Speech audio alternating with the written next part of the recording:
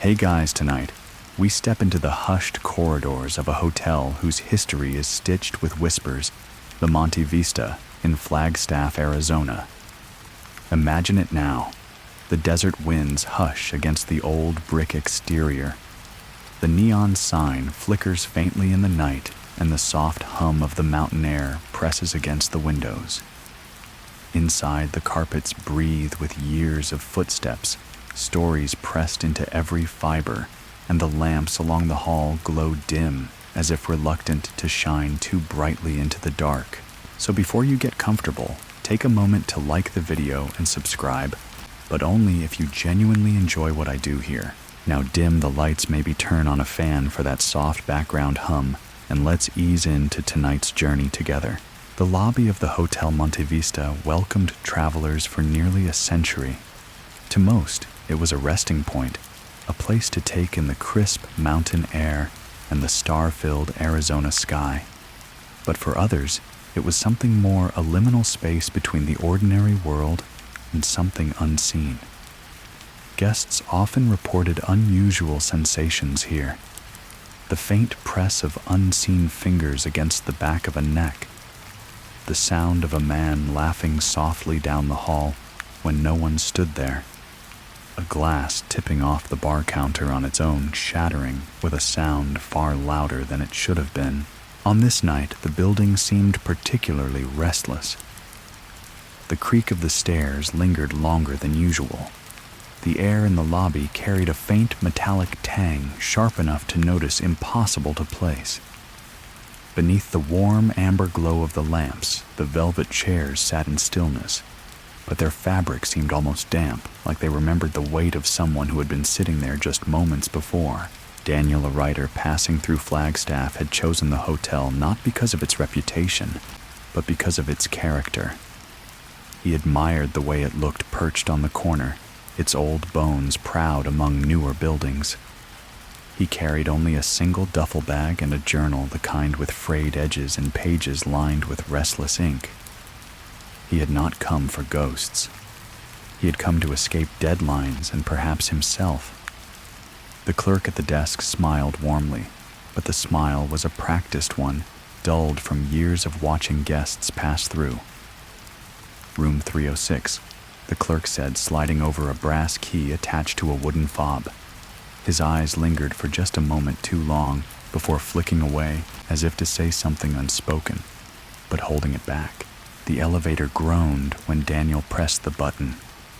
It was one of those old cage-like lifts, its metal grate trembling as it rose. He felt each shudder of the machinery through his bones.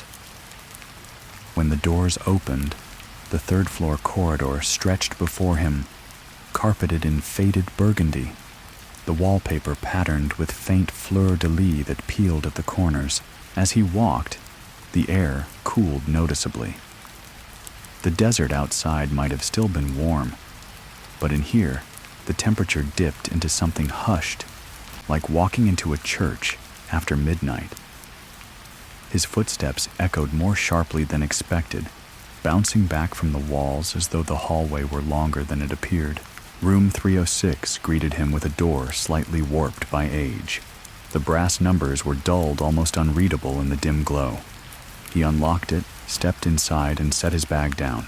The room was modest, a bed with a carved wooden headboard, a dresser with a mirror, whose glass had softened and blurred with time, and a single lamp casting yellow light into corners that never fully brightened. A chair sat tucked beneath the window, and outside the city streets of Flagstaff whispered below, muffled by glass. Daniel sat on the bed, pulling out his journal. The springs groaned beneath his weight, as if remembering someone else. He opened the journal and began to write, his pen scratching against the page. But almost immediately, the words refused to form. His thoughts slipped, faltered, circled back on themselves. He found himself staring at the reflection in the mirror across the room. The reflection looked back at him, ordinary at first. His tired eyes, his dark hair falling into his face. But then something strange when he shifted his head to the right. The reflection's head seemed just a second slower to follow. He blinked, shook his head, and laughed softly. Travel exhaustion. Nothing more. He returned to his journal. A knock came. 3 gentle raps against the door. Daniel looked up, startled. The knock was polite, almost hesitant. He stood across the room and opened the door. The hallway was empty. Silence pooled at his feet like water. He leaned into the corridor, glanced left, then right. No one. The wallpaper breathed faintly, curling tighter against the wall as though listening. Closing the door, he returned to the bed. His pulse settled, but the quiet of the room no longer felt restful. It pressed against him, filled with a weight he couldn't name.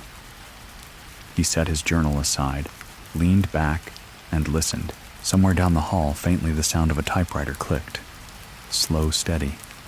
Mechanical fingers pressing keys, though no writer had sat at such a desk in decades. The sound grew softer, then faded, leaving only the hum of the lamp. Daniel closed his eyes. But even in that half-sleep haze, he could feel it, the Monte Vista watching him. The old bones of the hotel stirring, ready to tell its story through him, whether he wished it or not. The night deepened over Flagstaff, but inside the Monte Vista, time felt strangely bent, stretched into uneasy shapes. Daniel lay on the bed, the faint glow of the lamp breathing shadows into the corners of the room. He should have felt drowsy. He had been traveling all day. His body tired, his mind cluttered. Yet the moment he closed his eyes, a strange unease rose up in his chest, as if the walls themselves resisted his rest. The sound of the typewriter had ceased, but its echo seemed lodged in his ears, a phantom rhythm that refused to dissolve. Tick, tick, tick. He opened his eyes and stared at the ceiling, noticing a faint crack running across the plaster like a vein. It seemed to shift the longer he looked, as though it weren't static at all, but growing, expanding. A sudden weight pressed against the foot of the bed. He froze, his breath catching in his throat. Slowly, he lifted his head. The quilt was dented just slightly, as if something had settled there. He blinked rapidly, willing his tired eyes to focus. The air seemed thicker, harder to draw into his lungs.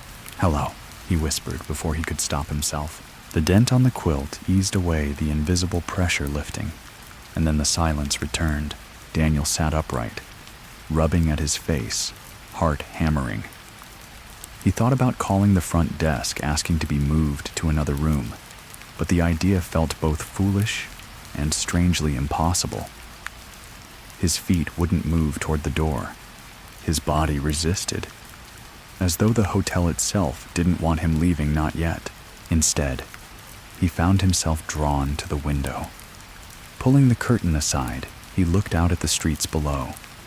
The neon Monte Vista sign flickered in the darkness, its buzzing hum faint but steady. Cars drifted past. A couple stumbled out of a nearby bar, their laughter sharp and human, reassuring in its ordinariness. And then he saw it on the opposite side of the street, beneath the orange glow of a street lamp. A man stood perfectly still, not walking, not leaning, just standing. He wore a dark coat, his collar raised high, obscuring most of his face. But Daniel could feel it, an unmistakable pressure of eyes locked on him. He froze at the window, gripping the curtain so tightly that his knuckles whitened. The man did not move, did not shift his weight. He simply existed there, unmoving, a fixed shadow, watching from the other side of the glass. Daniel forced himself to step back. He let the curtain fall closed, shutting out the sight, though he could still feel the stare pressing against the thin barrier of fabric. The lamp beside the bed flickered, once, twice, and then it dimmed low, buzzing faintly, like an insect trapped in the bulb. The room's air turned icy enough that his breath plumed in the glow of the weak light. He wrapped his arms around himself, fighting the urge to flee, forcing his body to remain still. Somewhere in the silence, he thought he heard it again. 3 gentle raps against the door. Knock, knock, knock. He did not rise this time. Instead, He sat motionless listening. The knock did not come again. What came instead was softer. The sound of breathing, shallow, uneven, just beyond the door. Daniel's skin crawled. Every instinct screamed at him to run, but his body was heavy, as if pinned to the bed. The sound of that breath continued drawn in, let out, drawn in again. Slow, deliberate. He stared at the door, waiting for the handle to turn. It didn't. Minutes stretched like hours. At last, the sound receded, swallowed by silence. He exhaled shakily, not realizing until then that he had been holding his breath. Sleep was impossible now. Instead, he pulled his journal back into his lap, flipping open to a blank page. He began to write, not to record his day, but to ground himself, to prove that he still existed in this room, that his thoughts were his own. The words spilled out. Not about his travels, but about the hotel. About the crack in the ceiling that grew when no one watched. About the weight on the bed, about the breathing at the door, about the figure beneath the street lamp. His pen moved quickly, urgently, as though guided by something outside of him. When he finally stopped, he looked down at what he had written. The handwriting was his, but the words were not. The sentences described events that had not yet happened. Do not leave the room. He waits for you at the elevator. The man in the coat will not stop. He knows your name. He has always known your name. Daniel's blood ran cold. His pen slipped from his fingers, clattering to the floor. He slammed the journal shut, his heart racing. But the silence that followed was worse, because in that silence he realized something terrifying. The breathing he had heard outside the door, it was now inside the room, soft, uneven, directly behind him. And when he turned, the chair by the window was no longer empty. The chair by the window was occupied. Daniel's chest tightened each breath, catching like a snagged thread. The figure seated there was only a silhouette at first, dimly lit by the weakened glow of the flickering lamp. He couldn't make out features, only the shape of a man, broad-shouldered, leaning back with a posture too casual, too at home, as though this had always been his room. The sound of breathing filled the air, steady now, no longer shallow or ragged. Calm, controlled. The kind of rhythm that suggested patience, as if the figure had been waiting for this precise moment. Daniel wanted to speak, but his voice wouldn't form. He opened his mouth, but no sound came out. His body felt bound by invisible threads, heavy and unyielding, his heart slamming painfully against his ribs. The lamp sputtered again, the bulb dimming so low that the figure's edges blurred into the darkness. And then it leaned forward. That simple movement, a head tilting into the light, shoulders shifting, made Daniel's stomach drop. There was no face, only blankness, smooth skin where eyes, nose, and mouth should have been. Yet somehow the faceless figure radiated focus. He felt its attention pressing into him like cold fingers threading into his thoughts, and then it moved, not with the hesitation of flesh and bone, but with the unnatural fluidity of something unbound by gravity. The figure rose from the chair in a single seamless glide, its form stretching taller than it should have been, its limbs too long. Daniel scrambled backward, his heels catching on the bedspread. His body screamed to flee, but the air was thick as tar. Every motion dragged heavy and slow. The journal on the floor lay open now, pages fluttering, as though caught in a wind only it could feel. The words on the page glowed faintly, ink bleeding into the paper, reshaping itself before his eyes. Letters warped, reforming into new phrases. Don't look at it. Don't speak to it. Don't stay. Daniel tore his eyes away from the book, only to find the figure had vanished from where it stood. The chair was empty again. The window curtain swayed, though the glass was shut tight. And then came the whisper, so faint at first, he thought it was his imagination. A hiss of sound that slithered against his ear. Daniel, his name, spoken by no mouth, breathed into existence by the blank void where a face should be. He lurched to his feet, grabbing his coat from the chair, fumbling for the door. The handle was colder than metal should ever feel. and his fingers trembled as he twisted it. The door creaked open, but the hallway beyond was drenched in shadow, its electric lights flickering weakly, some fully dead. He didn't care. He couldn't stay in that room another second. He stepped into the hallway, slamming the door behind him. The sound echoed unnaturally long, as though the walls themselves carried it forward into unseen corridors. For a moment, relief washed through him. The oppressive pressure had eased. His chest expanded freely again. But when he glanced up, his relief curdled. At the far end of the hallway stood the man in the dark coat, the one he had seen beneath the street lamp. He hadn't followed Daniel here. He had been waiting. The man didn't move. Didn't even breathe, so far as Daniel could tell. Yet there was no mistaking the direction of his attention. His head was angled downward, but somehow Daniel felt the gaze locked to him. The hallway stretched longer than it had any right to be a tunnel of faded wallpaper and buzzing lights. Daniel's room was behind him.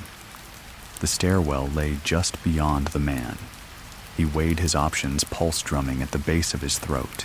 The silence pressed closer, the kind that swallows everything whole. And then the coat shifted. The man took a single step forward. The sound of the footfall was wrong, hollow, resonant, as though his soul had struck something deeper than the floor. A note that rang through the building like a bell struck off key. Daniel backed up, fingers groping along the wall. His nails scraped peeling paper. The man took another step, another, slow, patient, deliberate. And with each step, the lights above fizzled, plunging more of the hallway into darkness. Daniel's breath quickened. His body trembled with the instinct to run, yet his mind screamed there was no safe direction, only deeper into the hotel's embrace. Then faintly he heard it again. The typewriter, click-clack, click-clack, coming not from his room, but somewhere further inside the hotel. A beacon calling him onward. He turned not toward the stairwell, not toward the man in the coat, but into the heart of the Monte Vista's shadowed halls. And behind him that patient tread followed, one step at a time. The hallway seemed endless. Daniel's hurried footsteps echoed unevenly, bouncing against the peeling walls, as if the Monte Vista were replaying them back at him with slight delays. His chest burned with every breath, but he didn't dare stop, not while the rhythm of that other tread followed him, steady and patient, a predator that knew there was nowhere to run. He passed closed doors, each with tarnished brass numbers nailed crookedly into wood swollen from age. Some doors stood slightly ajar, as though inviting him in. He did not look too closely. He knew instinctively that if he did, he'd see something he shouldn't. Something waiting for him to acknowledge it. Still, one door drew him in spite of himself. Room 305. The number seemed to glow faintly in the dim light, though the bulbs overhead buzzed with near-death weakness. The typewriter sound grew clearer here. Click-clack, click-clack, pausing, resuming. Mechanical, yet alive. The noise pulled at him like a thread caught in his ribs. He reached for the knob. It was warm, too warm, as though someone had been holding it only moments ago. The door opened without resistance. The smell inside struck him immediately. Tobacco, stale, whiskey dust, thick enough to clog the air. The room was dim, curtains drawn, though a faint glow pressed from behind them. Shadows layered across every surface, bending unnaturally, as though the single lamp's light were being filtered through something unseen. And there it was. The typewriter sat on the desk near the window. A relic of another time, heavy black iron with keys worn smooth from use. Its carriage jerked forward on its own, each letter striking paper with mechanical precision. Daniel approached slowly, his throat dry legs, stiff as though every step carried him deeper into water. On the page, words formed with each keystroke. He doesn't know when to stop running. His breath stilled. He leaned closer. He doesn't know the hotel keeps him. Click-clack, click-clack. The machine didn't stop. More lines appeared crisp and certain, as though dictated by some invisible author. He doesn't know the man in the coat is not outside. He is already in the room. Daniel froze. The back of his neck prickled with the weight of unseen eyes. Slowly, he turned his head toward the chair at the corner of the room. It was occupied. A man slumped there, hat shadowing most of his face coat, hanging loose on narrow shoulders. At first, he looked like a weary traveler, asleep, head bowed, as though overcome by drink. But his stillness was too perfect. No rise and fall of chest. No shift in posture. Daniel's pulse hammered. He forced himself to glance back at the typewriter. The keys were still moving, writing faster now. "Don't speak to him. Don't wake him. Don't stay." Daniel's breath came out in a shaky rush. He backed toward the door. The floor creaked. He froze, eyes darting back to the figure in the chair. The hat had tilted just enough to reveal skin beneath pale, waxy, stretched too tightly over the bone. The corner of the mouth curved faintly, not in life, but in something resembling it. The typewriter slammed another line onto the page, the carriage jerking violently. Too late. The chair scraped against the floorboards. Daniel bolted. He ripped the door open, his shoulder slamming into the frame, and stumbled into the hallway. The sound of wood dragging echoed behind him. The man in the coat rising his movements, scraping the air like nails on slate. Daniel didn't wait. He sprinted, legs burning, heart hammering against his ribs, so hard he thought it might burst. The hallway twisted strangely now, corners bending where they shouldn't, doors shifting places. The Monte Vista had become a maze, shifting itself around him like it delighted in his panic. Somewhere behind, footsteps gave chase. Not hurried, not frantic, just steady, relentless. And then, faint beneath it all, he heard something else. Laughter. Children's laughter, high and brittle, echoing through the halls. Though no children had ever lived here. It mingled with the creak of the floorboards, weaving a chorus that seemed to grow louder the deeper he ran. Daniel's lungs burned. His vision swam. He rounded a corner and nearly fell against the stairwell door. Without thought, he shoved it open and tumbled inside. The air here was cooler, damp, with the scent of concrete and mold. The stairs led down, spiraling into shadow. The laughter stopped. The footsteps, too. Silence pressed close, and then a whisper so soft it seemed to form inside his skull rather than his ears. Basement. The word carried weight, pulling him downward, even as his instincts screamed that nothing good waited below. Yet behind him, the hallway was no longer safe. Daniel gripped the railing, knuckles white, and began his descent, step by step into the waiting dark. The basement swallowed sound. Each step Daniel took seemed to vanish almost immediately, as though the walls absorbed the echoes before they could return to him. The concrete stairs spiraled downward, chipped and damp, their surface slick with condensation. The air thickened as he descended, cooler yet suffocating, carrying with it a dampness that clung to his skin and seeped into his lungs. The light from above dwindled quickly until only a single dim bulb swung at the foot of the staircase. Its glow flickered, barely illuminating the landing below. Daniel hesitated. His heart pounded in his ears, and he realized with sick certainty that he couldn't hear anything else, not the footsteps, not the laughter. The silence was worse than both combined, for it felt deliberate, as if the hotel were holding its breath, waiting to see what he would do next. The final step groaned beneath his weight. The basement opened wide around him, a cavernous space that stretched further than it had any right to beneath the old hotel. The floor was uneven, cracked concrete, giving way to patches of dirt and gravel. Rusted pipes ran along the low ceiling, dripping water that plinked against the ground in steady rhythm. At the far end, he saw rows of shapes in the half-dark old furniture, stacked haphazardly, broken chairs, crates with their lids pried open. Tarps covered some their outlines, vaguely human-like in the gloom. He tried not to imagine what might lie beneath them. Then he noticed the sound, a low hum so faint it could have been mistaken for the ringing in his ears. It vibrated through the concrete, a steady pulse that seemed to match the beating of his heart. Drawn forward despite himself, Daniel moved deeper into the basement. The bulb at the stairs flickered behind him, casting long shadows that reached after him across the uneven floor. The hum grew louder, clearer, until it formed words. A chant. Male voices layered ancient in cadence. They echoed without source, seeping through the walls, as though the very foundations of the Monte Vista were whispering to him. Blood-spilled walls fed time does not forget. Daniel's throat tightened. He froze, his eyes darting over the crates. One in particular caught his attention, a box smaller than the rest, with markings scrawled across the wood. The letters were jagged, burned into the surface, rather than written. His hand, lifted against his will, drawn as though pulled by strings. He touched the lid. A crack like a gunshot tore through the silence. The box shuddered beneath his hand, vibrating as though something inside had stirred. He stumbled back, his heart racing, but the lid shifted on its own, scraping against the floor. The stench hit him first, coppery, sweet, rotten. His stomach lurched, and then he saw it. Inside the crate, swathed in yellowed cloth, lay bones. Human bones, their surfaces stained dark with age, stacked in tangled disarray.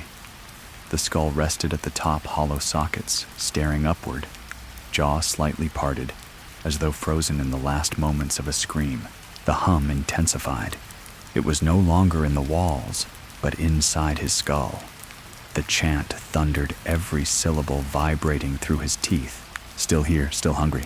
The bulb above him blew out with a sharp pop, plunging the basement into blackness. Daniel staggered, his hands outstretched in the dark. He could hear something moving now. Not footsteps, but a dragging sound, heavy and wet. It came from the far end of the room behind the tarps. Something shifted beneath the cloth. A shape rose, tall, unnaturally tall, until its head brushed the pipes above. The tarp fell away, and Daniel caught only the faint outline in the scattered light from a distant failing bulb. Long arms, a head tilted unnaturally to one side, bones jutting from two thin limbs. The stench grew unbearable. He turned to flee, but the stairs were gone. Where there had been concrete steps, there was now only wall, seamless, as though the hotel had sealed him inside. Daniel's breath came fast, shallow. His palms scraped over the cold wall, searching for any edge, any crack, but there was nothing. The dragging sound drew closer, and then faint and almost childlike came a voice behind him. "You found us." He spun, and the dark surged forward. The darkness pressed in like a living thing. Daniel's pulse raced, thudding hard enough to drown out thought. He staggered back, his shoulder brushing against cold stone, and realized there was nowhere left to retreat. The whispering voices surrounded him, overlapping, dissonant, crawling along the walls. The faint bulb at the far end of the basement sputtered once more, stammering light across the space in weak pulses. Each flicker revealed fragments, the edge of a tarp, the shine of damp stone, the elongated shadow of something impossibly tall shifting closer. Daniel's throat constricted. He forced out a single word, broken and desperate. "Who?" The voices answered not with language, but with laughter. A ragged, dry chorus that seemed to bleed from the bones in the crate, from the dripping pipes above, from the unseen corners where the light could not reach. And then silence again. A sound followed. Not a voice this time, but a wet gasp like lungs filling after centuries of being denied air. He caught the silhouette in the flickering glow. Long limbs, unfolding hands that brushed the floor, a body too thin to be human, but moving with dreadful purpose. It tilted its head, the motion sharp and bird-like, until the outline of its face, or what passed for one, was visible. Hollow sockets where eyes should be. A stretched mouth that seemed to split wider with each flicker of light. The air thickened with rot. Daniel gagged, pressing a hand to his mouth, his legs trembling beneath him. He wanted to run, to scream, but the walls still offered no escape. Something brushed his ankle. He jerked, looking down, and saw pale fingers curling up from the cracked concrete itself. Thin hands clawed out of the floor, their nails blackened their wrists, twisting unnaturally. More followed. Hands without bodies sprouting like weeds, clutching at his shoes. his pant legs dragging him toward the crate. "No, no, no, no." His voice cracked hoarse and small against the immensity of the basement. The tall figure leaned closer, the top of its head scraping the pipes, and he could finally hear its breath. A wheezing exhale, slow and deliberate, carrying with it a chill that sliced through his skin. It lowered its gaping wound of a mouth toward his ear, and in a voice that was not one voice, but hundreds layered and discordant, it whispered, "You should not have opened the box." The tarps all at once collapsed from their stacks, falling as though something beneath them had surged. Shapes writhed beneath the canvas. He saw the suggestion of faces pressing outward, screaming soundlessly, their features twisted in agony. Daniel thrashed against the hands gripping him, pulling himself free, only to fall hard against the uneven floor. His palms split on the gravel, blood slicking his skin. The basement reacted instantly. The voices erupted in a shrill chorus, shrieking with hunger as the smell of iron filled the air. The figure straightened, and for the first time Daniel realized it wasn't solid. Its form shimmered, wavering between shadow and flesh, as though it were stitched together from memory and dust. The light gave out for good this time. Absolute darkness swallowed the room. Daniel froze, straining his ears. In the void, the dragging sound returned closer now, and then came the footsteps, slow, deliberate, circling him. A hand cold and impossibly thin rested on his shoulder. He couldn't move. His body betrayed him, paralyzed under its touch. But before the figure could tighten its grip, the sound of a door creaked open above. A shaft of dim light cut down into the blackness from the stairwell. The basement door had returned. The presence behind him hissed, angry, inhuman, recoiling, as though burned by the light. The pressure on his shoulder lifted, the voices receded, and the air grew thinner again, breathable. Daniel staggered upright, his legs shaking. Without thought, he sprinted toward the glow of the open stairwell, stumbling, nearly tripping over his own feet. He didn't dare look back. He burst through the doorway, slamming it shut behind him. His chest heaved with shallow gasps, his shirt clung to him with sweat, and his hands still trembled with the phantom sensation of cold fingers gripping him. But when he looked up, expecting the familiar dim corridor of the hotel, his stomach dropped. It wasn't the lobby hallway anymore. He was standing in a different corridor altogether. Narrow, suffocating, lined with doors that stretched endlessly in both directions. Each door was closed identical, their numbers burned into the wood rather than painted. The carpet beneath his feet was faded and damp patterned in a way that twisted if he looked at it too long. At the far end of the hall, one door stood slightly ajar, and from within he heard the faint sound of someone weeping. The sobbing was faint, at first, muffled, as though caught behind layers of fabric. Daniel stood, frozen, staring down the endless corridor at the one door left ajar. The weeping tugged at him, uneven breaths, broken by low moans, as though someone were trying to hold their grief in and failing. He swallowed hard, the dryness in his throat scraping against each breath. His instinct screamed to turn away, to pick another direction and flee. Yet every time his eyes strayed toward the other doors, they seemed to multiply, stretching endlessly into a vanishing point that bent and curved like a mirage. No matter how far he looked, the hallway never ended. The sobbing persisted, pulling at him. One hesitant step. The carpet squelched under his shoe, damp as though soaked from rain. A sour smell rose up, stale water mold, something left to rot too long in closed air. The overhead bulbs buzzed weakly, flickering without rhythm, throwing jittery shadows across the walls. With each step closer, the weeping grew sharper. It shifted in tone, no longer muffled, but raw and exposed. He could almost make out words between the sobs, pleas that blurred and tangled in on themselves. Daniel reached the door. The wood was scarred, the number burned deep into its grain, 104. He noticed then that the knob was stained, as though countless hands had gripped it, leaving behind dark residue that seeped into the brass. He hesitated, then without fully choosing to, he pushed it open. The sobbing ceased instantly. The room yawned before him, dimly lit by a single lamp on the nightstand. Its shade was yellowed, casting a sickly glow across the space. The bed was made, but the covers bore the impression of someone lying there only moments before. The wallpaper peeled in strips, revealing older layers beneath like the skin of something that refused to stay hidden. And on the chair in the far corner sat a woman. Her back was to him, shoulders hunched, hair falling in dark, stringy curtains that clung to her face. She didn't move, didn't breathe. Yet the air around her pulsed with heaviness, an unspoken sorrow pressing in like the humidity before a storm. Daniel's voice cracked when he finally managed to whisper, Are you all right?" No answer. The lamp flickered once, twice.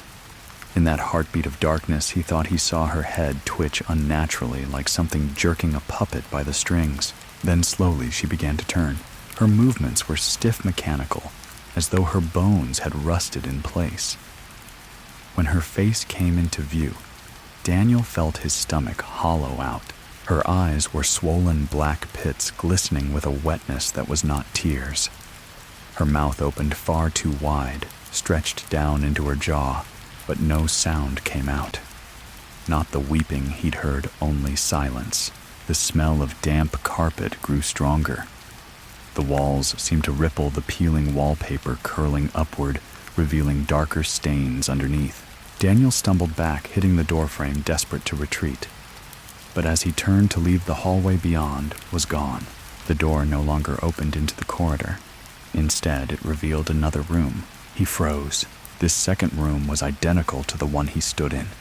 Same yellow lamp, same sagging bed, same peeling wallpaper. Only difference, in this room there was no woman in the chair. And yet from inside that room he heard the sobbing again. His body locked in place, torn between stepping backward into the mirror room or staying with the woman whose jaw now dangled open, trembling as if straining to form words. The weeping grew louder from the second room, pulling at him like a current. His vision swam. For a moment, he swore he saw a third room beyond, that one another mirror, another doorway, repeating infinitely each, with its own faint, sobbing echo. The woman in the chair snapped her head fully toward him now, her jaw stretching until it cracked audibly. And in the silence between her movements, the sobbing from the other room sharpened, blending into laughter. Daniel gasped. The sound wasn't sorrow anymore. It was mockery, layered, growing louder with each echo down the endless chain of rooms. The woman rose from her chair. Her knees didn't bend right. Her hands dragged along the floor as she lurched toward him, mouth still hanging open in a grotesque, soundless scream. Daniel turned on instinct and stumbled into the next room, slamming the door shut behind him. His chest heaved, but as the lock clicked into place, his heart dropped. The sobbing was here too, louder now, closer, and in the corner of this identical room, another figure sat in the chair, hunched and trembling. Daniel's breath came ragged, chest straining, as if the very air thickened around him. He pressed his back to the door, praying the woman from the last room wouldn't follow. But this new space gave no comfort. The sobbing persisted, fragile and broke in the same cadence as before, yet somehow more deliberate now. The figure in the chair was hunched shoulders, trembling head buried in their hands.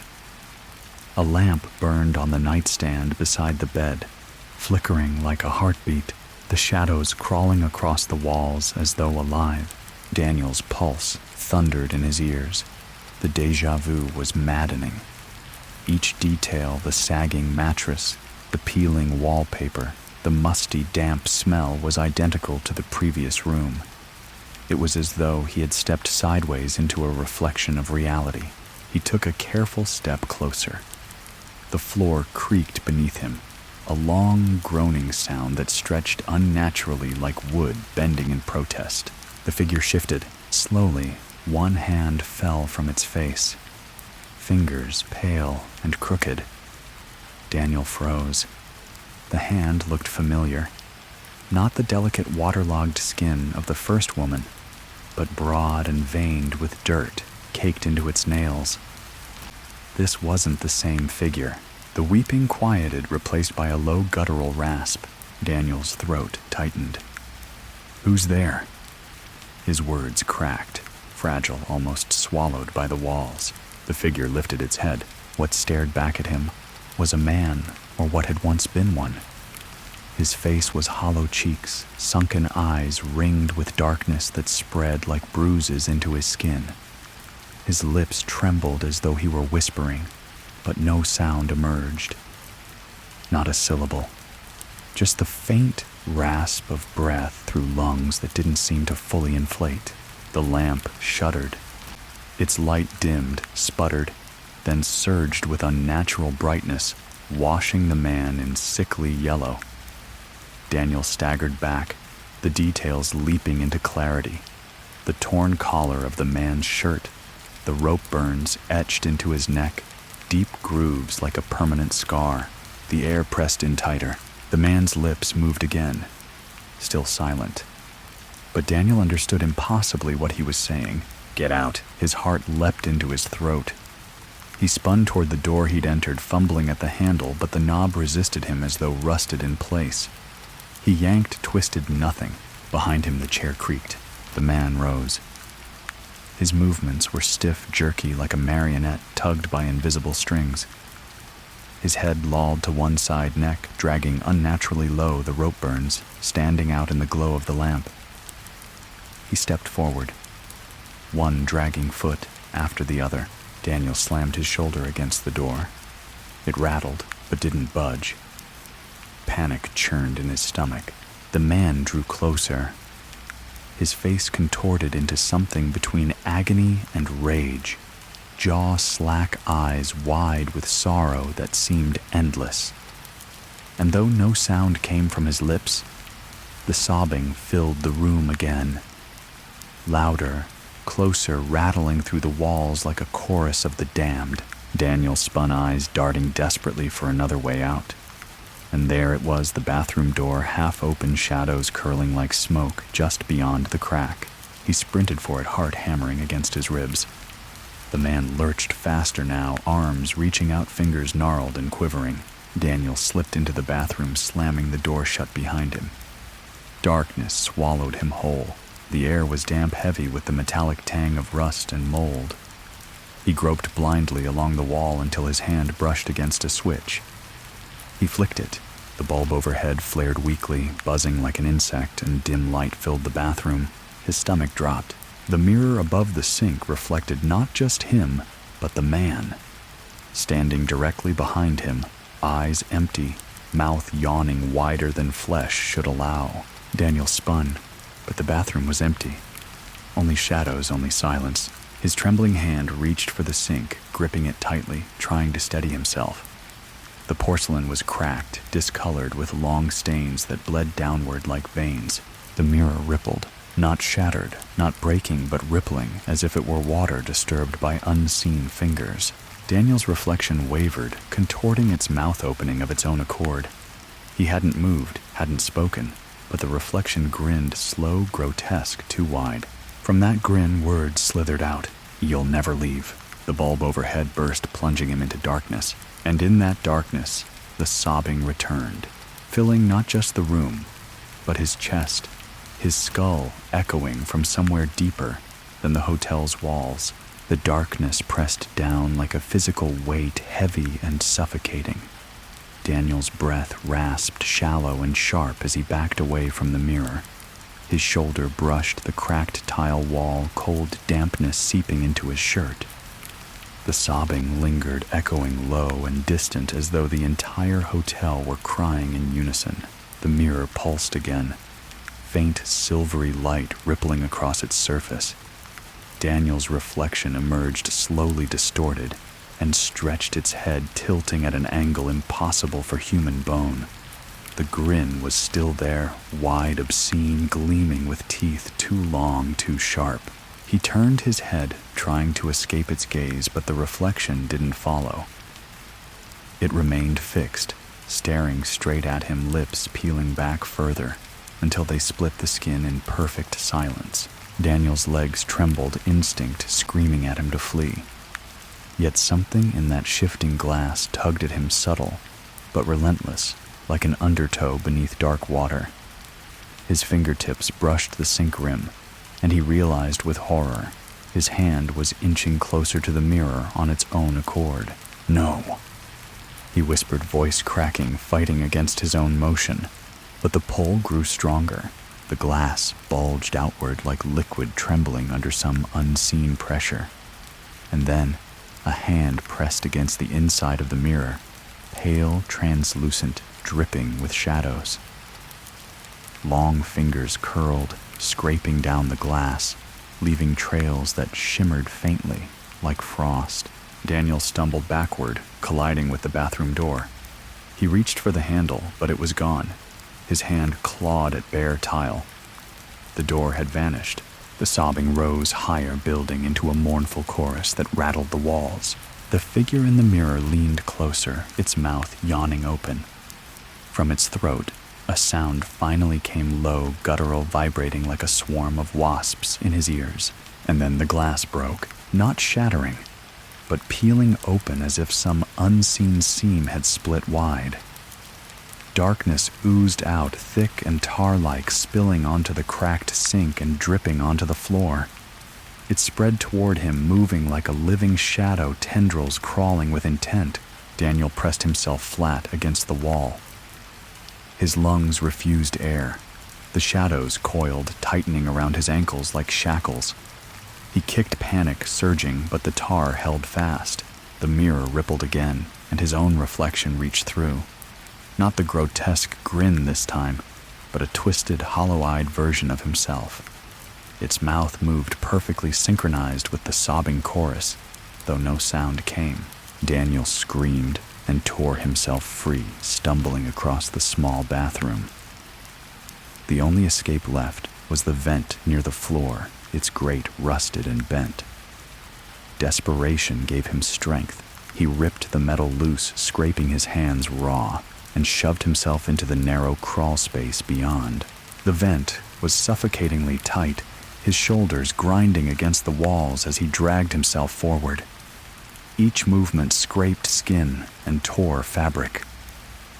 Behind him, the sobbing poured into the vent, echoing so close it seemed the sound crawled along the metal after him. He crawled blindly, the space growing darker, colder. Dust choked his throat. Somewhere far ahead, faint light flickered a way out. He pushed toward it, fingers raw and bleeding, knees aching against the sharp ridges of the metal floor. The sobbing turned to whispers, his name. Over and over carried on voices he recognized, but couldn't place his mother's, an old friend. His own voice speaking back to him. Daniel. Daniel. Daniel. He clenched his jaw, forcing himself not to listen. But the whispers filled every corner of the vent, slithering into his ears, crawling into his thoughts. The light ahead grew brighter. He pressed forward harder, lungs burning, and then he spilled out into a hidden chamber. It was vast, a room that shouldn't exist within the Monte Vista's structure. The walls were brick, blackened with soot and age. Dozens of old chairs lined the perimeter, each occupied by mannequins or corpses that looked eerily lifelike, slumped in silence, faces covered with burlap sacks. A single bare bulb swung overhead, creaking faintly on a frayed cord. Daniel collapsed onto the floor, gasping, shaking. The air in this hidden space was colder than anywhere else. He had been heavy with a dampness that clung to his skin. The bulb swayed, casting jerking shadows across the rows of burlap-headed figures. One of them twitched. Daniel froze. Another chair shifted, the sound of wood scraping faintly across concrete. The whispers began again, but this time they weren't just in his head. They seeped out from beneath the burlap sacks, muffled and incoherent like prayers spoken underwater. One sack lifted slightly as though something inside had turned its head toward him. Daniel's heart stopped. The bulb above him flickered violently, and the whispers swelled into a chorus, all voices speaking at once, begging, warning, crying. And then one sack ripped open. A face pressed out from beneath pallet and waterlogged, its mouth opening in silent scream. Daniel's legs refused to move. His body was locked in a frozen tremor, every nerve screaming flight, yet he stood rooted to the cold floor.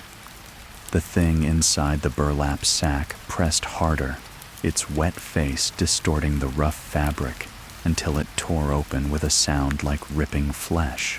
What emerged was worse than a corpse. It was unfinished. Its features were blurred as though sketched in haste and never completed.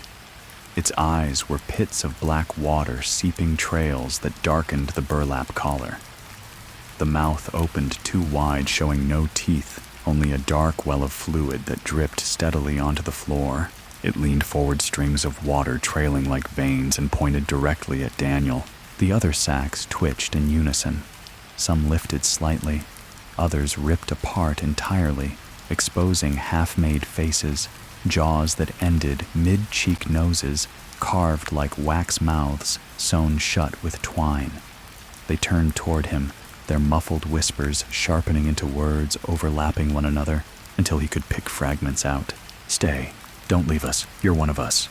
Daniel staggered backward, nearly tripping over a rusted chair leg. His foot struck metal, and the sound ricocheted through the chamber like a gunshot. Instantly, the figures stirred with urgency, rising stiffly from their seats' joints, creaking like dry wood. The bulb overhead swung wildly, shadows leaping like frantic insects across the walls.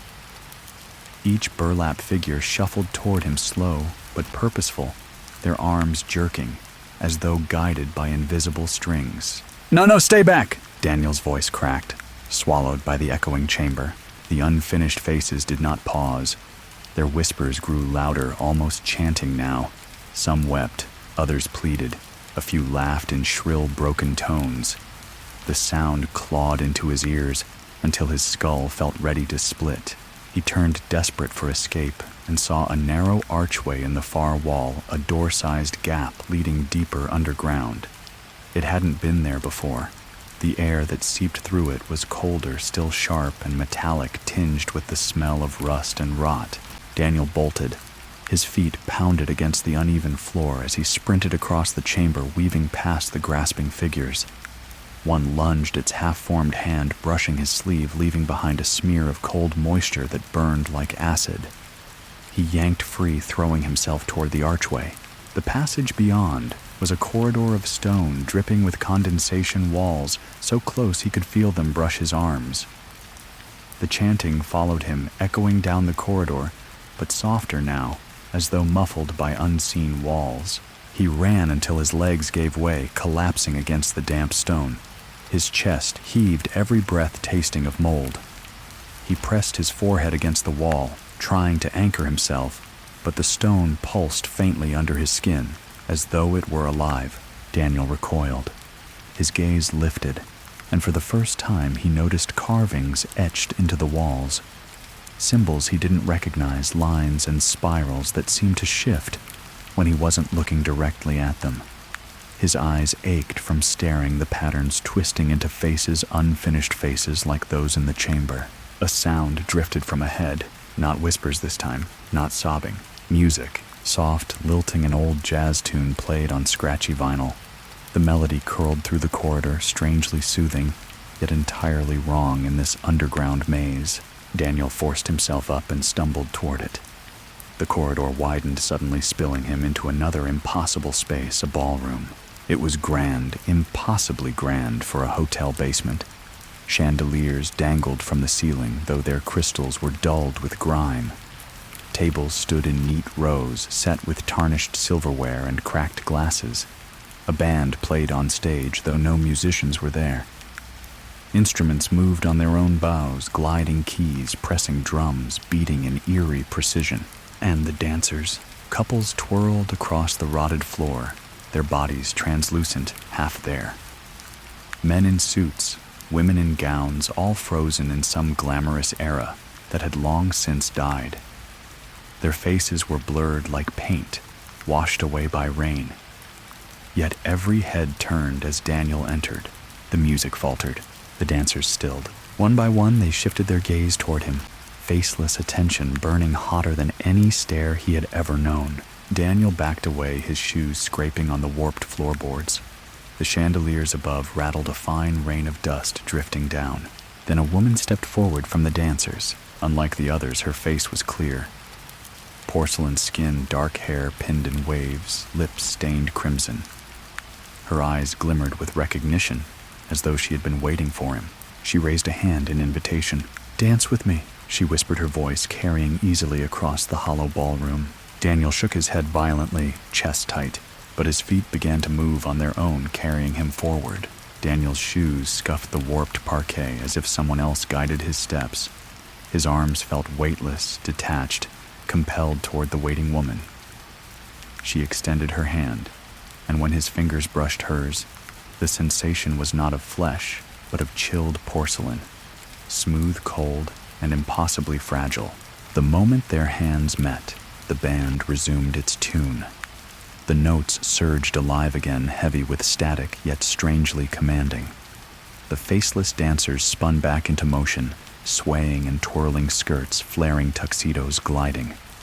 Their blurred outlines bled into one another as though the room itself were breathing them in and exhaling them out. Daniel's heart pounded in rebellion, but his body moved obediently, falling into rhythm with the woman's steps. She led effortlessly, guiding him through the dance floor with a practiced elegance. Every movement was deliberate, smooth, like a ritual rather than a dance. Her eyes never left his.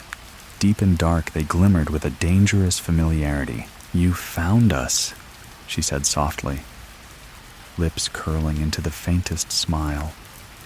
I wondered how long it would take. Daniel's throat was raw, words caught between panic and awe. What is this place?" Her smile lingered. She spun him, and for an instant, he glimpsed the other dancers. Their faces sharpened as they moved, no longer blurred, but painfully clear. Each visage was twisted with grief or terror. Some mouths hung open in soundless screams. Some eyes bulged as though drowning. Their bodies kept dancing, yet their expressions revealed torment frozen in endless loops. Daniel jerked back, breaking rhythm. The woman's grip tightened on his hand nails, suddenly too sharp, digging into his skin. "You mustn't stop," she warned. Her voice lost its sweetness, replaced by a tone heavy with command. "If you stop, they'll notice you don't belong." The dancers' heads twitched as if they had overheard. For a moment, Daniel swore. Every blurred face snapped toward him, an army of eyeless stares burning holes into his skin. "I don't belong here," he gasped. I need to leave." The chandeliers rattled violently above their grime-smeared crystals, clinking in discord with the music. The floor beneath his shoes warped and swelled, as though water pressed beneath it. The woman tilted her head. Her crimson lips parted into a sympathetic curve, though her eyes betrayed nothing but hunger. "Everyone says that at first." She pulled him close, pressing her cold body against his. The smell of old roses and damp earth clung to her hair. Daniel's breath came fast, shallow, trapped in her rhythm. Whispers leaked from the dancers now. Not words, but sighs, moans, and faint sobs woven into the melody. Their voices blended with the music until the ballroom throbbed with a terrible harmony. Daniel clenched his jaw. Something inside him, some stubborn ember, refused to surrender. With sudden force, he yanked his hand free. The cold porcelain of her grip tore loose, leaving streaks across his palm like frostbite. The music screeched to a halt. Instruments hung in midair, frozen. Every dancer stilled mid-step. The silence was suffocating. The woman's smile vanished. Her jaw tensed, teeth sharp now, eyes black as the pit beneath the earth. "You shouldn't have done that," she hissed. The dancers turned as one, their blurred outlines sharpening again into grotesque clarity. Mouths unstitched, eyes hollowed. Their bodies jerked forward, movements no longer graceful, but broken insect-like. Daniel stumbled back, colliding with a table. The silverware, rattled glasses shattered the sound, shattering the stillness like a flare in darkness. In the distance at the far side of the ballroom, he saw it. A door. wooden cracked, barely hanging on its hinges. Light seeped faintly from its frame, warmer than the cold ballroom glow. Hope surged. Daniel lunged, pushing past the nearest dancer. Its hand grazed his arm, and where it touched his skin blistered white with frost. He cried out, but didn't stop. He shoved another figure aside its blurred form, collapsing into mist, only to reform behind him. The woman's voice rang out across the ballroom, shrill and furious. "Run, then. Run until the walls close in. You'll come back to me. You always do." Daniel's body screamed with exhaustion, but he threw himself forward, reaching the door just as a dozen hands stretched toward him. He shoved it open, tumbling through as the ballroom dissolved into an echo of broken music. The door slammed shut behind him with a thunder that reverberated through his bones. He collapsed against the floor stone again, damp but real. The faint glow came from a single lantern hung crooked on the wall. The corridor stretched onward, sloping down into deeper shadow. Daniel's chest rose and fell in ragged gasps. He pressed his blistered palm against his shirt, wincing at the cold that still seeped into his skin. Behind the door, silence. No music, no whispers. But in his mind, he could still feel the woman's hand pulling at him, dragging him toward that endless dance. And worse, he could still hear her promise, "You'll come back to me." The corridor sloped downward like a throat swallowing him whole. The lantern's weak flame barely held back the dark, its glow fading as quickly as his breath. Damp air pressed against his lungs, thick with mildew, and something sharper iron like dried blood. Daniel forced himself forward, one trembling step at a time, his blistered palm throbbing as if still caught in her grip. The silence was worse than the ballroom's music. Each footfall echoed too long, carrying on into nothingness, as though the hallway stretched into infinity. Every so often he would pause, listening, convinced another set of footsteps followed just behind. But each time he turned, there was nothing. Only the lantern's shadow swaying against cracked plaster walls. He ran his fingers along the wall to steady himself. The plaster was damp and uneven, and beneath it, faint vibrations trembled. The walls were not dead, they were breathing. As he pressed deeper into the passage, the lantern flickered violently, shadows stuttering across the walls. In one instant, the corridor was empty. In the next, faint figures stood along the edges, their forms wavering like candle smoke. Men in fedoras, women draped in silk dresses, children clutching rag dolls. They faced him in silence, their eyes hollow pits. When he blinked, they were gone, leaving only the damp wall and the sound of dripping water. His pulse pounded. He wanted to shout to demand answers, but the air was too heavy and his voice clung uselessly to his throat. Then faintly a sound, not footsteps, not whispers, a radio. Static crackled in the distance, broken by the tinny swell of old swing music. The same melody that had twisted around the ballroom. It seeped through the walls, muffled but insistent, as though the building itself carried its memory. Daniel's knees weakened. He pressed his back against the wall, staring down the corridor. At the very edge of the lantern's glow, the passage widened into another room. The faint glow of a different light bled out from it, warmer orange firelight. He staggered forward, drawn by the possibility of warmth, of company, of something human. The corridor opened into what appeared to be a lounge. Low ceilings, wood-paneled walls, and rows of leather armchairs sagging with age.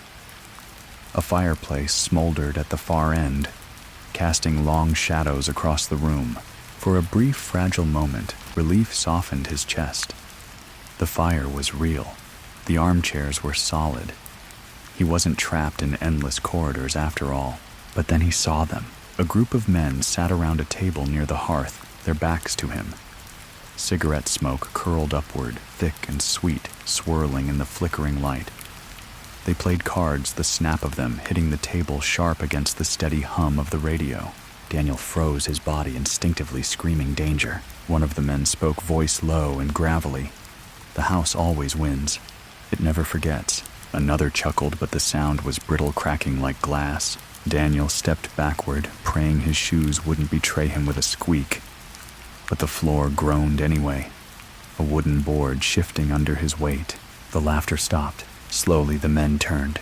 Their faces were pale, almost luminous, as if carved from wax and left too long near a flame.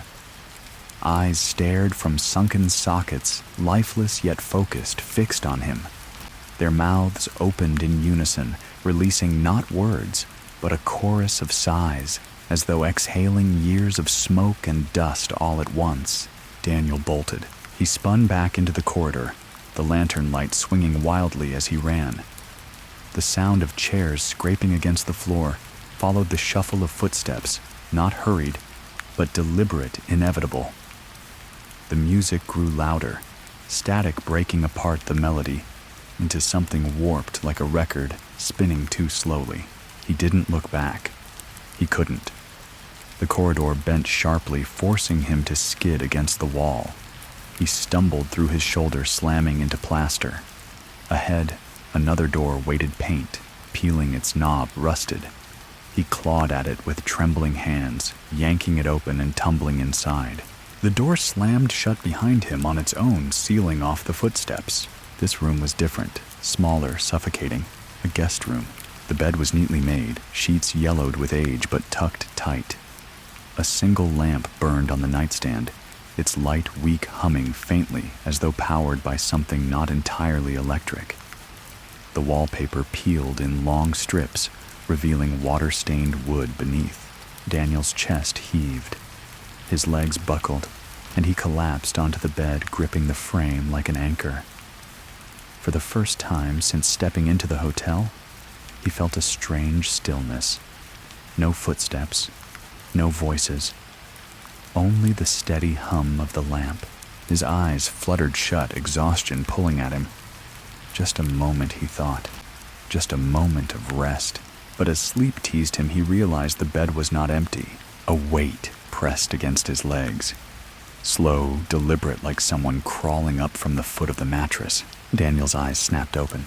The lamp flickered once, then twice, and in the shifting light, he saw the sheets sink where invisible hands pressed down, inching closer to his chest. The sheets drew tighter against his chest, as though something or someone was sliding closer, pressing down with each invisible inch. Daniel froze, paralyzed by the primal terror of being pinned in the dark. His lungs burned with shallow breaths, the weight making every inhale a struggle. He forced himself not to move, not even to twitch, hoping that stillness might make the presence reconsider. The lamp flickered violently, shadows jittering across the wallpaper. For a moment, the room looked distorted, stretched like he was seeing it through water. And then he heard it breathing. Not his own, but softer, drawn-out, childlike. The sound came from just beside his ear, as though someone lay curled on the pillow next to him. He turned his head slowly against every instinct, screaming not to. The pillow was indented, though nothing rested there. Yet the breathing deepened, as if the unseen form had shifted closer. A whisper bled into the air, no louder than the hiss of the lamp. "Don't leave." Daniel jerked upright, thrashing against the unseen weight. It resisted for a terrifying second, as if hands clutched at him, but then it relented. He tumbled off the bed, hitting the floor hard, his shoulder cracking against the nightstand. The lamp toppled, rolling its light stuttering in mad arcs across the room before steadying again. The sheets smoothed themselves out, as though untouched. The indentation on the pillow vanished. The room was silent once more. Daniel scrambled to the corner, pressing his back against the wall. His breath came in ragged bursts, sweat stinging his eyes. He could not stay here. He could not trust the stillness. The lamp buzzed louder, the light pulsing unnaturally, almost in rhythm with his pounding heart. Then it went out. Darkness swallowed the room. Daniel fumbled for the lantern he had dropped, fingers shaking as he pulled it toward him. He struck the flint desperately, once, twice, finally catching a flame. The light flared, casting a faint orange glow around the small room. Something had changed. The wallpaper was no longer peeling. It gleamed pristine, its floral pattern vibrant and fresh. The bedspread was crisp, snow-white, tucked with military precision. The air smelled faintly of lavender, not mildew. For a single heartbeat, the room was alive again, as though decades had fallen away. But the mirror on the far wall betrayed the truth. Daniel saw himself crouched in the corner lantern, in hand, eyes wide with terror. And beside his reflection, lying serenely on the bed, was a woman in a silk nightgown. Her hair spilled dark across the pillow, her face pale and serene eyes closed in sleep. Daniel's throat clenched. He turned back toward the bed, empty. The mirror laughed at him in silence, showing what should not be there. Slowly, the woman's eyes in the reflection opened. They were not eyes at all, but black hollows, endless and wet bleeding shadow down her cheeks. Her lips curved into the faintest smile. The lantern flame guttered, threatening to die. The woman in the reflection sat up. The bed sheets in the real room remained undisturbed, yet the sound of fabric rustling filled the air. Daniel stumbled forward, unable to tear his eyes from the mirror. She swung her legs over the edge of the bed, in the reflection bare feet touching the floor. But in the room nothing moved. Daniel forced his gaze down to the lantern, shielding the flame with his hand, praying it wouldn't extinguish. When he looked up again, the mirror was empty. Only his reflection remained.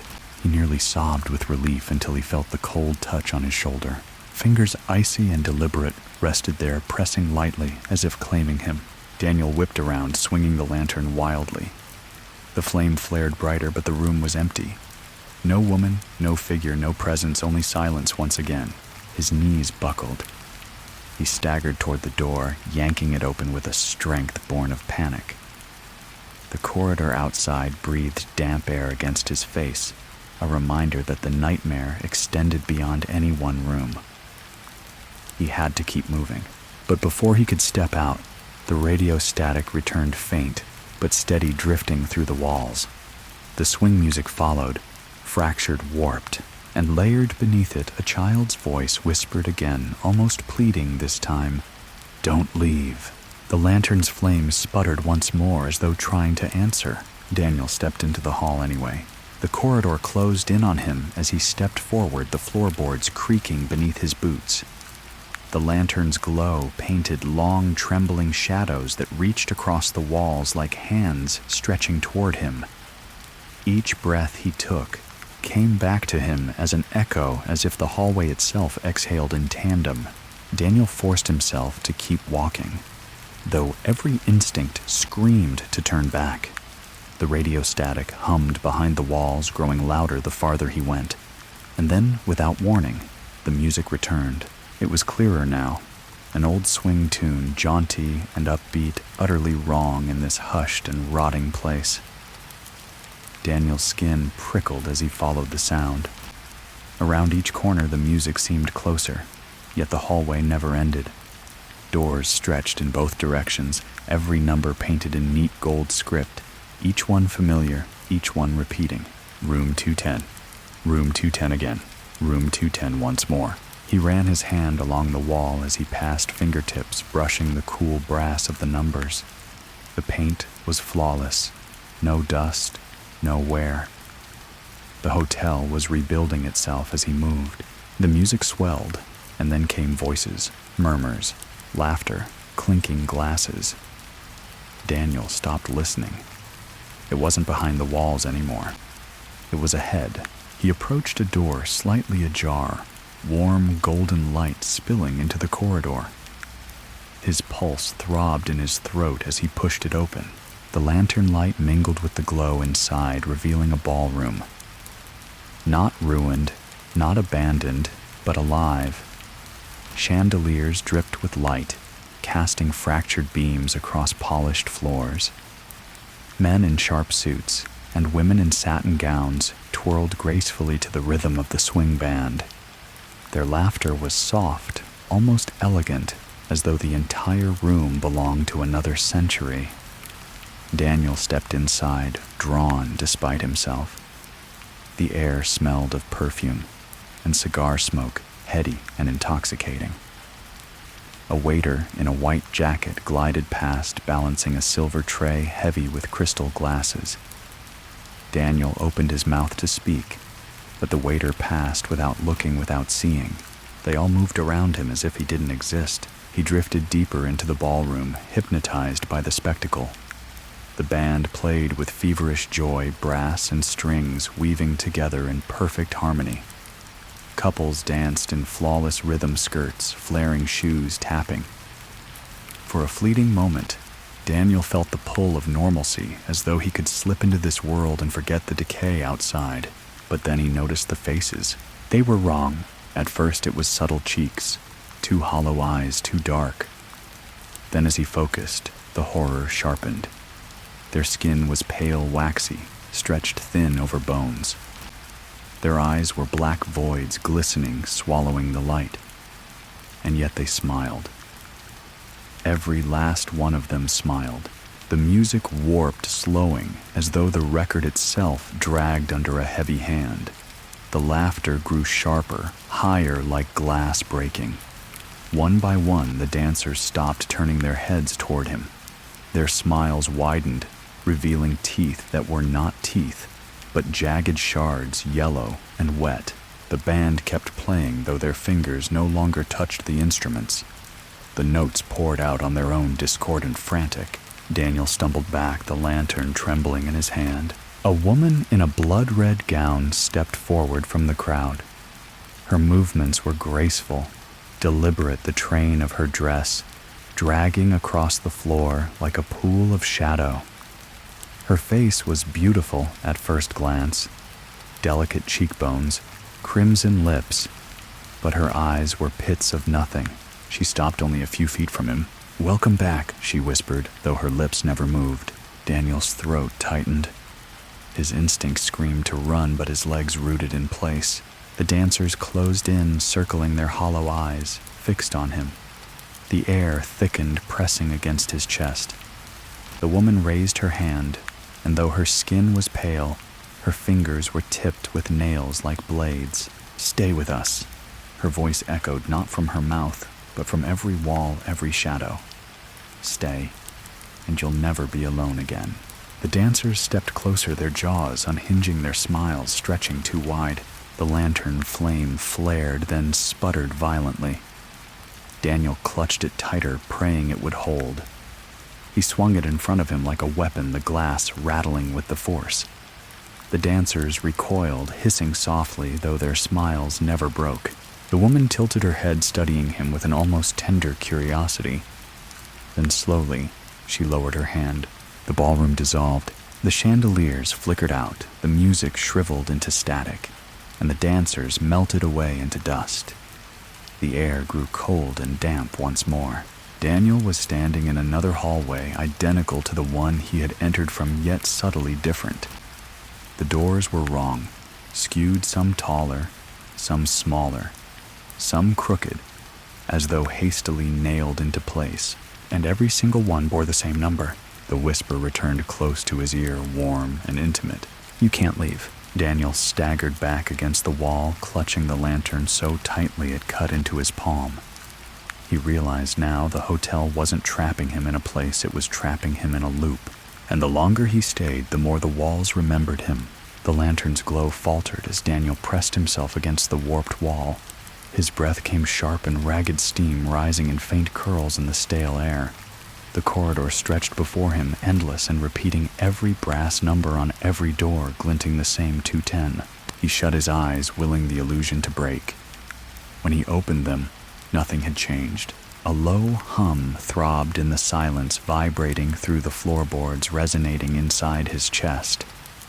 It was like standing near a massive engine, yet he knew it came from the bones of the building itself. With each vibration, the lantern flickered as though the hotel were testing the strength of his only protection. Daniel forced his legs to move, stepping forward into the impossible corridor.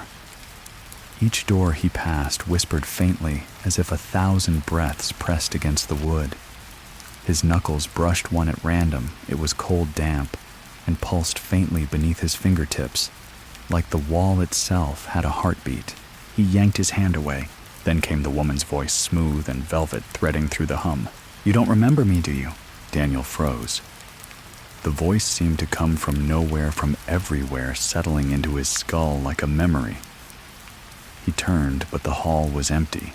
"You walked through these halls," before she continued, her tone almost playful. "Long before tonight. Long before you tried to leave." His chest tightened. She was lying. She had to be. He had never stepped foot in this place before. He tried to focus on the steady sway of the lantern flame, anchoring himself in the moment. But then the air shifted, and she was there. The woman in red emerged from one of the doors that hadn't opened, slipping into the hallway as though through smoke. Her gown trailed behind her, its fabric rippling, even though the air was still. She tilted her head, her eyes vast black wells, her lips the color of bruised roses. "You always come back," she said softly. Daniel's throat dried. "Who are you?" The words cracked barely above a whisper. Her smile was a blade in the dim light. "A hostess once. I greeted them, all the weary travelers, the dreamers who thought the desert would forget their sins. They came, they drank, they danced, and I entertained." Her voice dropped low and dangerous. "But when the laughter faded, when the glasses broke, when the music died, they left me here. They left me hungry." The hum grew louder, almost unbearable now. The lantern shivered violently, the flame bending toward her, as if reaching for her. "You feed this place," she breathed, stepping closer. "Every fear, every shiver, every desperate heartbeat. And in return, it feeds me." Her hand lifted, pale and impossibly elegant. She reached toward his chest, and for a horrifying instant, Daniel felt his heart respond, pulling upward, ready to leap into her palm. "No," he rasped, stumbling back. The lantern flared brightly, as if in protest, throwing her shadow, huge and distorted, across the warped doors. Her smile faltered. The hum broke into jagged static, crackling down the hall. The hotel itself seemed to recoil, wood, groaning plaster cracking above. She hissed, stepping back into the darkness, her gown dissolving into threads of smoke. "You'll remember me?" she whispered, her voice lingering even as her form vanished. "They all do." And then she was gone. The corridor shuddered violently, and Daniel nearly lost his footing. Doors rattled on their hinges, each one whispering his name. The brass numbers gleamed sharper now, etched deep into the wood as if carved by knives. Desperation clawed at him. He had to find an end, a weakness in this looping nightmare. Clutching the lantern, he picked a door at random, 210 like the rest, and shoved it open. The hinges screamed, and a gust of stale air washed over him. Inside was not a room, but another hall. Narrower, darker, its ceiling sagging with mildew. He stepped through, slamming the door behind him, hoping, praying that the loop had broken. The whispers stopped. The hum cut off. Silence fell heavy and suffocating. He raised the lantern. The hallway ahead was crooked, descending slightly. Its floorboards warped as though sinking into the earth. The walls leaned inward, narrowing the path until it felt like walking into a throat. He moved cautiously, every creak underfoot magnified in the silence. The lantern flame shrank to a pinprick, and for a sickening moment, he feared it would snuff out entirely. Then faintly he heard something new, a child's laugh, high-pitched, delicate, echoing faintly down the crooked passage. Daniel froze. His heart pounded in his ears. The laugh came again, softer this time, followed by the pitter-patter of small feet running across wood. The lantern guttered shadows leaping wildly on the walls, and in that instant, Daniel realized something far worse than being trapped with the woman in red. He was not alone in this hall. Something small was waiting for him in the dark. The laughter lingered brittle as glass bouncing against the crooked walls. Daniel's grip on the lantern tightened until his knuckles blanched. The flame flickered, fighting against the suffocating dark, throwing uneven light ahead. The sound of small feet scurried away, then back toward him. Quick darting, as though something or someone was circling unseen. He tried to steady his breath, but each exhale rasped loud in his ears. "It's not real," he murmured under his breath, though his own voice betrayed the lie. The hallway narrowed until his shoulders brushed the damp, tilting walls. He shuffled forward the lantern, casting a shallow cone of light across warped boards and peeling wallpaper that sagged like decayed flesh. Then came the child's whisper, carried on a stale draft. "Play with me." It was impossibly close, so close he could feel the chill brush against his ear. He swung around the lantern, swaying, but there was only emptiness and his own trembling shadow bending across the walls. The scurrying started again, faster now. It darted back and forth like a predator testing its prey. Daniel pressed forward, his boots catching on warped planks, but the sound followed him always, just behind, just beyond his reach. He turned sharply at a bend in the passage and froze. The lantern's dim glow revealed a small figure standing at the end of the hall, a boy no older than 8. He wore knickers, suspenders, a cap tilted over matted hair. His face, pale and thin, was lowered so Daniel couldn't see his eyes. His bare feet were dirty toes curling on the rotten floorboards. The boy lifted his head slowly, and when his eyes caught the lantern light, Daniel staggered back. They were hollow, completely black, bottomless, reflecting nothing. The child smiled, lips stretching too far, revealing a row of small, jagged teeth. "You came back," the boy said. His voice was a chilling mockery of innocence, layered with an echo, as though many voices spoke through him at once. Daniel's throat tightened. I don't know you." The boy tilted his head, studying him. Then he giggled, high, shrill, slicing through the silence. It rattled inside Daniel's skull, raising goose flesh down his arms. "You do," the boy whispered, stepping forward. Each step was deliberate, and with every movement, the hallway seemed to shrink. Daniel backed away, his lantern shaking. Shadows stretched grotesquely, crawling along the walls like living things. The boy's voice deepened, losing its childish lilt.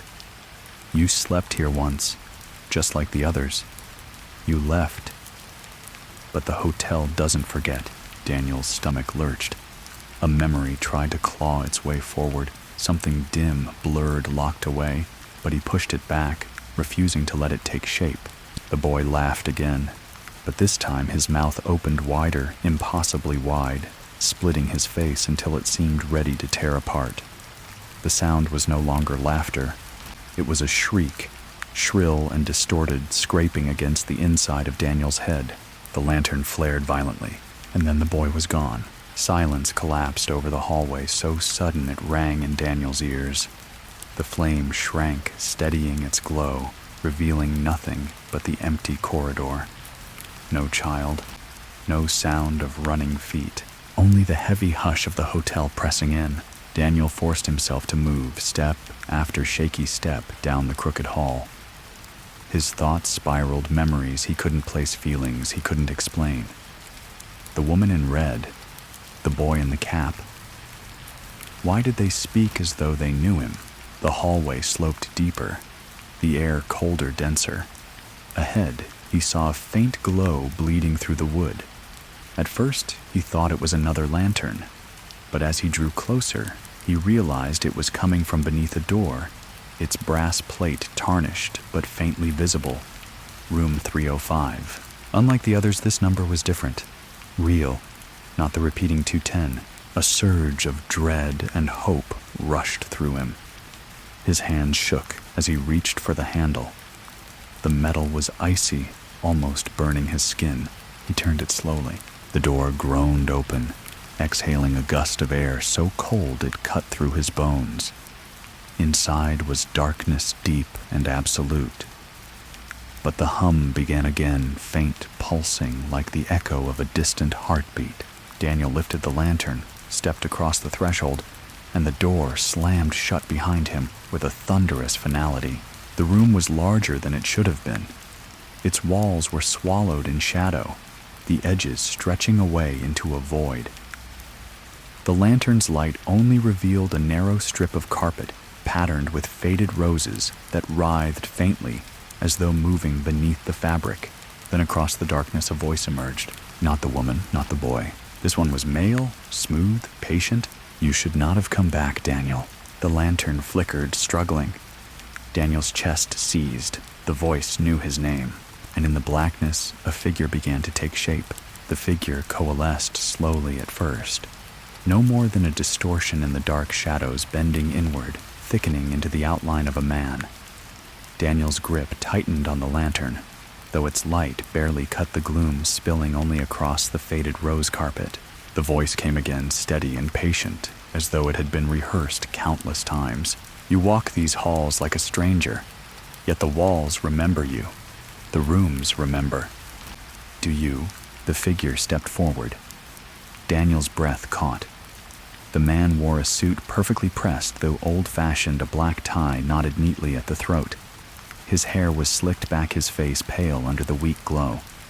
His eyes, however, were wrong, dark and deep, not black like the child's, but filled with a shifting smoke, as though shadows churned behind them. Daniel forced himself to speak, though his voice rasped. "Who are you?" The man smiled faintly, the expression practiced polite. "I was once a guest like you, but the Monte Vista doesn't let go so easily. It keeps us, shapes us. We become part of its walls." The words clawed at Daniel's mind, stirring half-formed memories, as though he had heard them before. He shook his head, stepping back, but the man moved with him, each step echoing faintly on the carpet that seemed to stretch and ripple. "You stayed here before." The man continued, calm, as though explaining something to a child. "Not long, but long enough for the hotel to mark you." Daniel's pulse quickened. He wanted to deny it, but his stomach churned. Images flickered at the edge of thought, a young version of himself, a room key in his hand, the sound of distant laughter. He pressed his palm against his temple, trying to shove the memory down. "No," he whispered. The man tilted his head, his polite smile widening, but his voice never lost its patience. "The Monte Vista does not lie. It remembers all who pass through. It remembered me." His voice grew quieter, almost tender. "And now it remembers you." The lantern shook in Daniel's hand, flame flaring against the man's suit. For a moment, Daniel thought he saw the truth beneath the polished exterior. The fabric of his clothes frayed and torn skin cracked, and gray mouth stretching open, wider than it should, teeth jagged and black. Then the image smoothed, restored to its false calm. Daniel's breath trembled. "What do you want from me?" The man paused as though considering. His smoky eyes gleamed. "I want nothing. The hotel, though, it wants everything." The words echoed like a chant, seeping into the carpet, into the very air. Daniel's knees weakened, the pressure of the room folding in. He staggered back toward the door, but when he turned, it was gone. No knob, no frame, just seamless shadow where the entrance had been. Panic surged, and the lantern flame roared as if feeding on his fear. The roses on the carpet writhed violently now, their petals darkening to a bruised red, twisting into shapes that resembled screaming mouths. The man in the suit stepped closer. "You feel it, don't you? The pull. It has waited for you." Daniel backed further, his boot catching on the shifting carpet. His mind screamed to run, but there was nowhere to go. Only shadow stretching endlessly, the faint glow of his lantern failing to touch the walls. "Why me?" Daniel's voice cracked, desperate. The man leaned forward slightly, shadows curling from his shoulders like smoke. His answer came low, deliberate. "Because you belong here." The flame sputtered. Darkness rushed in, and then voices. A dozen layered, rising in whispers from the floor, the walls, the air. They chanted in overlapping tones, fragments of words Daniel couldn't understand. His chest tightened as though invisible hands pressed against him. The man's polite smile thinned into something sharper, hungrier. Do you hear them? They are the others, guests who never left. Soon you will add your voice to theirs. Daniel's heart pounded. He lifted the lantern higher, trying to push back the dark. The flame answered, burning brighter, revealing something at last shapes, moving just beyond the man. Countless figures lurking in the black. They were human, but not. Their bodies were blurred at the edges, their faces shifting in and out of focus. Eyes gleamed faintly, hundreds of them staring at him. Some leaned forward eagerly, others swayed as if caught in a silent rhythm. The chanting grew louder. The walls pulsed faintly, the roses blooming and rotting in the same breath. Daniel staggered back until he nearly stumbled. His voice was hoarse. I'm not staying here. I'll never. The man's hand shot out impossibly fast, seizing Daniel's wrist. His touch was cold, sharp, burning through Daniel's skin, as though it reached into his very veins. You already have. The lantern flared violently. The figures surged closer, and Daniel's scream tore through the endless dark as the room swallowed him whole. Daniel's scream collapsed into silence, swallowed by the dark. His body hit something solid, though it felt less like falling onto a floor and more like being absorbed into it. For a long moment, he lay there, breath shallow, the lantern extinguished from his grasp. When his eyes adjusted, he realized he was no longer in the endless hallway. Instead, he stood in a room, one disturbingly familiar. The wallpaper was a pale cream patterned with faint golden vines. A brass bed frame gleamed faintly beneath a weak ceiling light, its mattress covered in a quilt that looked stitched decades ago. A dresser sat against the wall, a mirror above it reflecting the faint outline of his face, pale and gaunt. Daniel froze.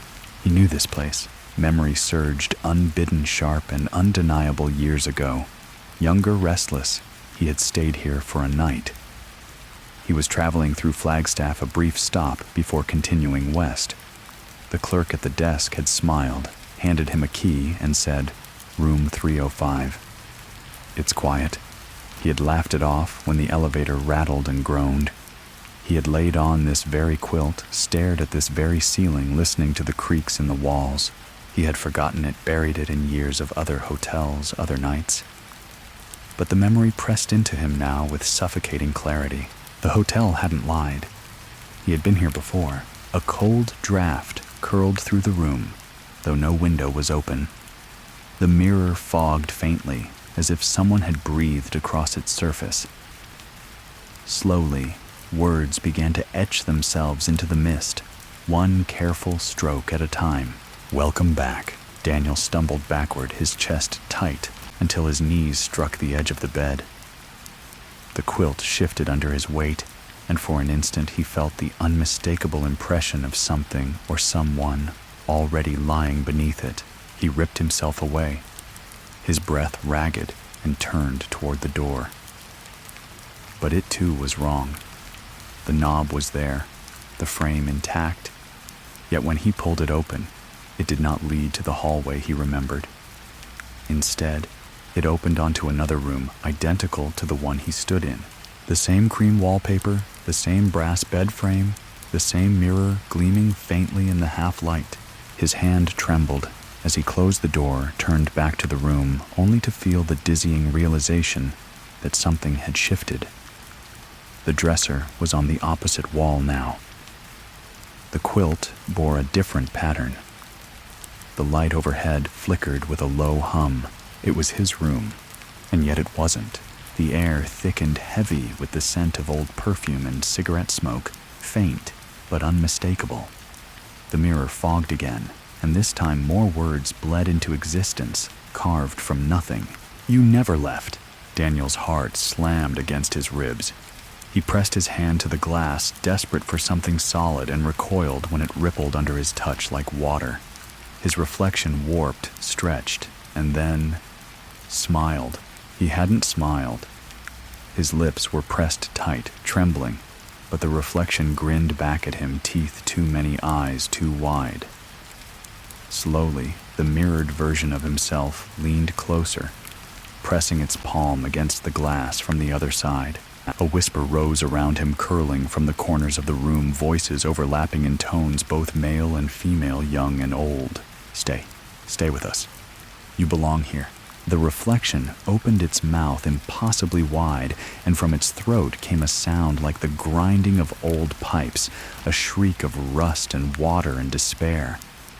The glass cracked outward in a spider web, and Daniel stumbled back toward the bed again, clutching at the quilt as though it might tether him to reality. The light flickered harder, buzzing, then blew out entirely, leaving him in near blackness. The faint glow of the mirror's cracks cast the only illumination, jagged lines of pale silver crawling across the wall. In the silence that followed, Daniel realized he wasn't alone. The mattress dipped beside him, slow and deliberate, as though someone had just sat down. The scent of perfume thickened closer now, invasive. A woman's voice whispered in his ear, low and intimate. "You checked in. That was enough." The quilt tightened around his body, constricting, pulling him down toward the mattress. He thrashed, fought, clawed. But the more he resisted, the heavier it became, as though invisible hands pressed him deeper. His eyes darted toward the mirror one last time, and he saw himself there, struggling beneath the quilt. But his reflection didn't thrash it. Lay still, smiling faintly, eyes calm, as if it had already accepted the truth. Daniel screamed, the sound muffled by the suffocating fabric, the room swallowing it whole, and then the mattress gave way. He fell not down, but through, slipping into something deeper, darker, a place beneath the hotel's skin. The fall ended with a jarring stillness, not the kind that gave relief, but the suffocating silence of a space that should not exist. Daniel pushed himself upright, though the air felt heavy, like inhaling dust mixed with shadow. Around him stretched a corridor, far narrower than the ones upstairs. The walls were rough concrete, damp, in places streaked with rust that dripped from unseen pipes. A faint hum reverberated through the passage, like the heartbeat of the building itself. He staggered forward, his footsteps echoing too loud in the stillness. The overhead bulbs flickered weakly one by one, their light receding as if afraid to illuminate too much. He realized with growing dread that he was beneath the hotel, the underbelly. Here, the Monte Vista was stripped of its glamour, the polished wood and brass, the charm of history all gone. What remained was skeletal raw, a network of forgotten passages that smelled of mildew iron and something sourer like rot. As he moved deeper, he passed doorways, some without doors at all. Behind them were rooms that seemed half-built or perhaps abandoned mid-construction. Some contained old furniture covered in sheets yellowed with age. Others were empty save for stains across the floor that his mind refused to name. Then he saw them, figures. Not solid, not fully formed, but impressions of people flickering like film frames. A man in suspenders sat in a chair, head bent as though in shame. A woman leaned against the wall, smoking a phantom cigarette, the ember burning, though nothing was there. A child crouched on the floor, whispering words too soft to understand. Each time Daniel blinked, they shifted different postures, different expressions, never entirely real, but never gone.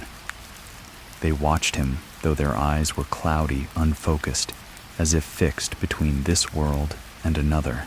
He passed one doorway and froze.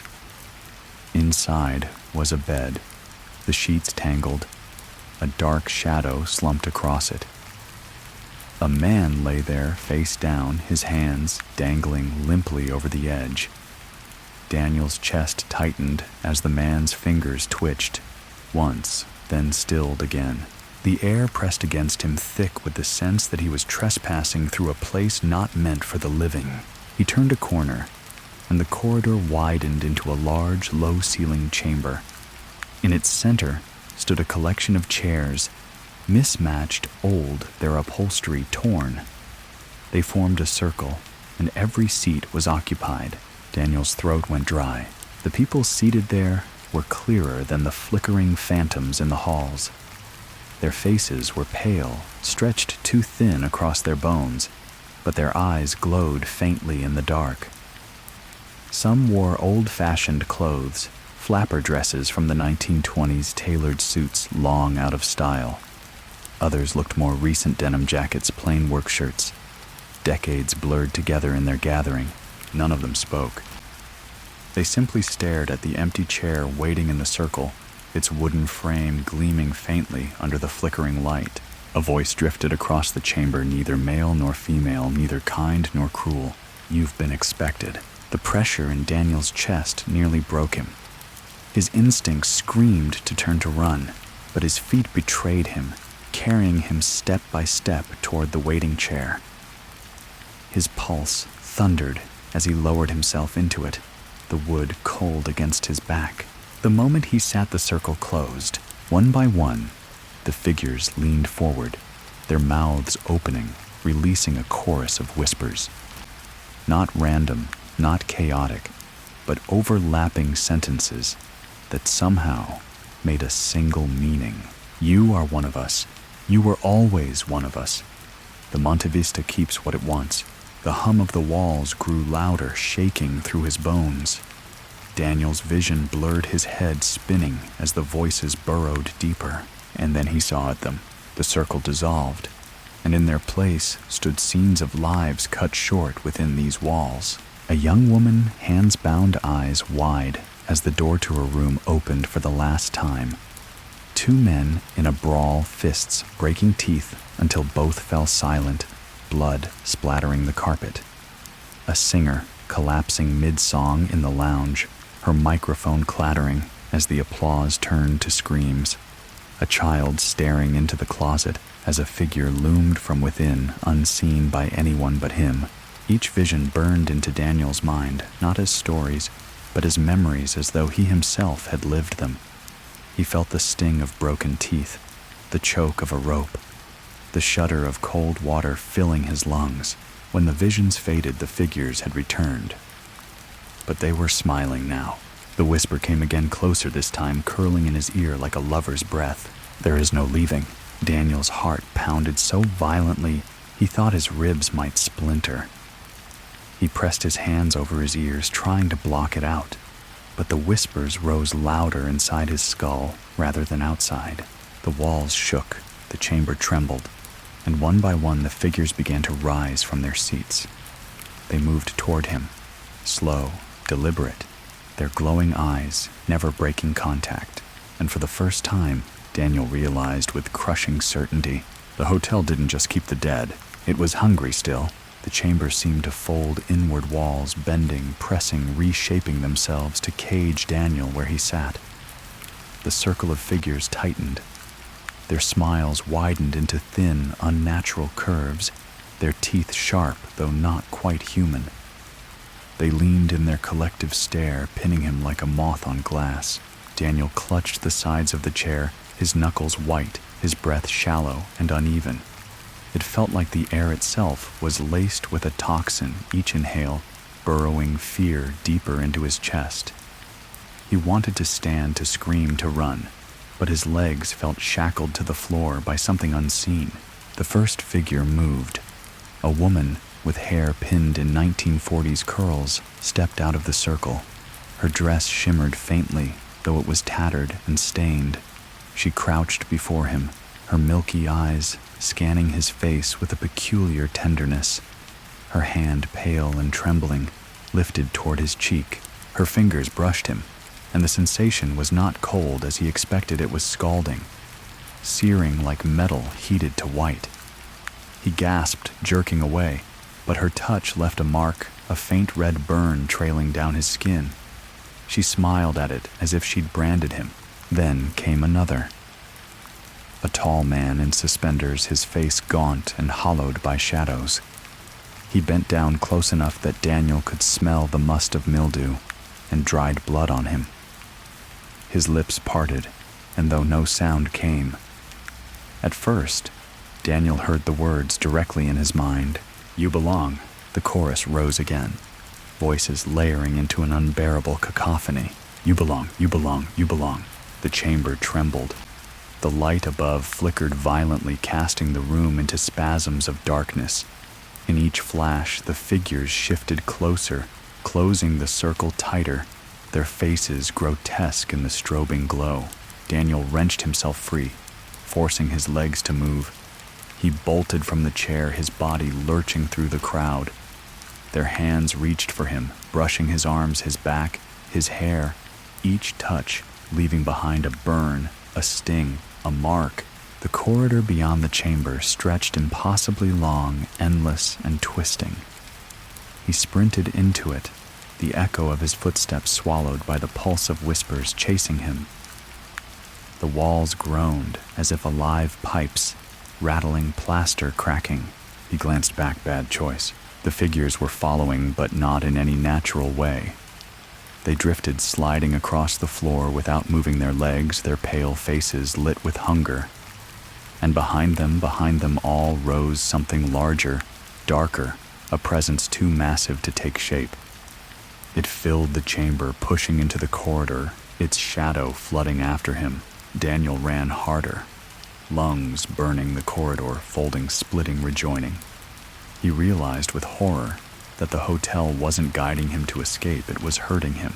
Every turn brought him back to more figures. A bellhop standing stiffly, tray in hand, with glasses filled not with wine, but something black and thick. A child skipping rope, though her rope was a frayed noose, dragging sparks against the concrete floor. An old man seated at a typewriter, his keys striking on their own, though no paper waited in the carriage. Each one turned their head to follow him as he passed, their eyes luminous, their faces stretched too long. The whispers pursued him relentlessly. There is no leaving. There is no leaving. There is no leaving. He burst into another chamber, this one lined with mirrors. But they weren't mirrors of glass. Each surface shimmered like liquid silver. As he stumbled inside, the reflections rippled, and instead of showing him, they showed others, dozens of people, each trapped inside their palms, pressed against the surface. Eyes pleading for release. His stomach lurched. He recognized one of them, the man who had lain slumped on the bed earlier. His face now clear, his lips mouthing a single word over and over, help. Daniel backed away, but his reflection finally appeared fractured across the surfaces. And what stared back wasn't him. It was a pale imitation. His features, twisted eyes, hollow mouth, pulled into the same stretched smile as the figures. The sight nearly broke him. From behind, the whispers grew louder, pressing against his skull, forcing his knees to buckle. He fell forward, catching himself on one of the mirrors. The surface quivered under his palm, warm and alive.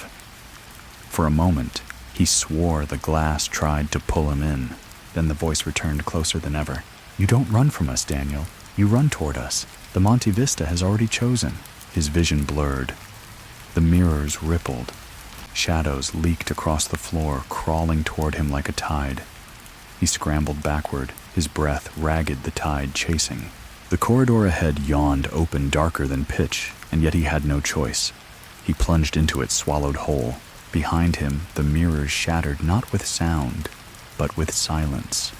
Every trapped figure vanished into the dark, their faces the last thing to fade. Daniel didn't look back again. He couldn't, for deep down he feared that if he did, he wouldn't see figures chasing him anymore. He'd see himself. The corridor swallowed him whole, its darkness so absolute that Daniel wondered if he had simply ceased to exist within it. Each step echoed louder than it should have, bouncing back against unseen walls, as though the very void mocked his frantic pace. His lungs burned, his pulse thrummed hot behind his eyes, but still he ran because to stop was to surrender. Then faintly at first, a sound seeped through the oppressive quiet. A throb. A low, steady thumping that seemed to travel up from the ground and into his bones. He slowed, gasping, straining to listen. It wasn't footsteps.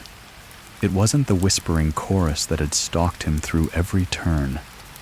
No, this was deeper, more primal. It beat like a heart. He pressed his palm against the nearest wall. Beneath the crumbling plaster, he could feel it. The rhythm, the pulse, strong, insistent, alive. His stomach twisted. The hotel itself was breathing, as if on cue. The corridor brightened, not with light, but with a dim red glow seeping from the cracks in the floorboards. It pulsed in time with the beat, each flicker illuminating patches of warped wallpaper, splintered wood, and stains that looked too dark, too fresh. Ahead, the corridor widened into a stairwell that descended sharply into the earth. A heavy, stale heat drifted up, bringing with it the copper tang of blood and the sour odor of rot. Daniel's body screamed to turn back, but the unseen force that had been guiding him all along nudged him forward almost gently, like a hand at his back. Step by step he descended. The staircase wound endlessly, spiraling down, the red glow intensifying with every level. His breath fogged in the thick air, sweat dripping from his brow. He thought of the figures above the woman who had burned his skin with a touch, the man who had whispered, "You belong." They hadn't stopped him. They hadn't needed to. The hotel itself was ensuring he reached this place. The stairs ended in a cavernous chamber, carved directly into the stone beneath the foundations. The ceiling arched high, dripping with condensation. The floor glistened with black water pooled in shallow troughs. And at the center, rising from a pit of tangled pipes and rotted beams, was the source of the heartbeat, a massive heaving shape pulsating with grotesque life. Its surface glistened like slick flesh, streaked with veins that glowed faintly red. With every pulse, the chamber shook dust, sifting down like snow. Daniel froze his body, trembling so violently he thought he might collapse. His mind rebelled, trying to explain it away as a trick of exhaustion, a hallucination brought on by terror. But deep inside, something older and darker than reason whispered the truth. The Monte Vista had a heart, and it had been feeding for longer than anyone could measure. His eyes traced the twisted pipes connected to the mass. They weren't simply pipes. They were vessels, conduits, stretching up into the building itself, threaded through every floor, every wall, every room. He imagined them sucking in the sorrow, the deaths, the whispers of every tortured soul who had ever crossed its threshold. All of it drained into this monstrous organ. He staggered back, but his heel struck something solid. He spun. The figures had returned, standing silently along the edges of the chamber. A ring of pale witnesses, their eyes glowing faintly in the gloom. No smiles now. No whispers. They only watched their faces carved with reverence, as though in the presence of a god. Daniel's chest heaved. He stumbled toward the far side of the chamber, searching for any escape, but the mass pulsed harder, faster. The air vibrated his ribs, aching with the resonance. He dropped to his knees, clutching his chest, certain his own heart would shatter from the strain. The whispers began again, not from the figures, not from the walls, but from inside his skull. Join, join, join. He clamped his hands over his ears, screaming hoarsely, but the sound was already within him, weaving itself through his thoughts, filling the cracks of his mind. He collapsed onto his side, trembling tears streaking his face.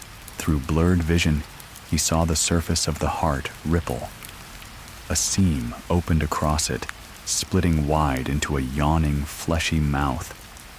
It exhaled a rush of hot, damp air that reeked of earth and iron. Daniel gagged his body, convulsing, and then he heard it. Not the chorus, not the whispers. A single voice, soft, coaxing, unmistakably human. It was his mother's. Daniel had said, gentle and warm. "You've been lost for so long. Come home." His vision swam. His body betrayed him, inching forward. crawling closer to the thing. The glow from its veins bathed him in red, each pulse syncing with his faltering heartbeat, until the two rhythms nearly aligned. The figures stepped closer, their circle tightening around him, not to restrain him, but to witness his surrender. He clawed at the stone floor, trying to resist his nails splitting, blood streaking the ground. "Come home," the voice urged again, tender as a lullaby. Daniel dragged his gaze upward, tears burning his eyes, and whispered no. The heart convulsed its voice, shifting, warping into something guttural, monstrous. "You are already home." The floor buckled beneath him. The veins stretched tighter, glowing brighter, until the entire chamber throbbed like one vast living organ. Daniel screamed, raw, broken, as the shadows surged up from the pit and wrapped around him, pulling him closer to the gaping maw of the Monte Vista's heart. Daniel's scream echoed against the stone and seemed to vanish into the pounding rhythm of the chamber. His body, weak and thrashing, was dragged across the slick floor by those tendrils of living shadow. They wound around his arms, his legs, his chest, pulling him inch by inch toward the pulsing maw in the heart's surface. The mouth stretched wider, its edges glistening with something that looked too much like saliva. Hot breath gusted from it, damp and suffocating, carrying with it the stench of iron and rot. Daniel gagged, clawing desperately at the stone, but his nails caught on cracks, slick with dark moisture. His palms tore open, leaving streaks of blood that seemed to vanish as soon as they touched the glowing veins. The voice returned no longer, his mother's, no longer tender. Instead, it was many voices, layered and distorted, some sobbing, some laughing, others whispering incoherently. They poured out of the heart like a river swelling, until Daniel's own thoughts drowned beneath them. "Stay. Stay with us. You are not alone. You are part of us now." His eyes rolled back as a searing pain erupted through his skull. Images flooded his mind, fragmented, horrifying. A man clutching his chest in room 306, gasping for air as unseen hands pressed the life from his lungs. A young woman in a red dress hurled from the balcony, her body shattering against the pavement below, her final scream still ringing in the empty street. A pair of bank robbers, their blood dripping across the carpet as they crawled, dying, toward the door that would never open for them. Each vision was vivid, unrelenting. He felt their terror, their anguish, their final desperate moments. The walls of the chamber seemed to shift, the faces of the countless dead pressing outward as if trapped just beneath the surface of reality. Daniel's mouth opened in a silent scream as the tendrils lifted him, his body suspended in front of the monstrous organ. The heart pulsed harder, faster, its glow flaring until the chamber was awash in crimson light. And then the shadows thrust him forward. His body struck the surface of the heart, and it yielded. Flesh gave way, slick and warm, enveloping him. He sank, swallowed slowly, the walls of the organ clutching at his limbs, pressing against his face, squeezing the breath from him. His chest burned, panic surging as he fought uselessly against the living embrace.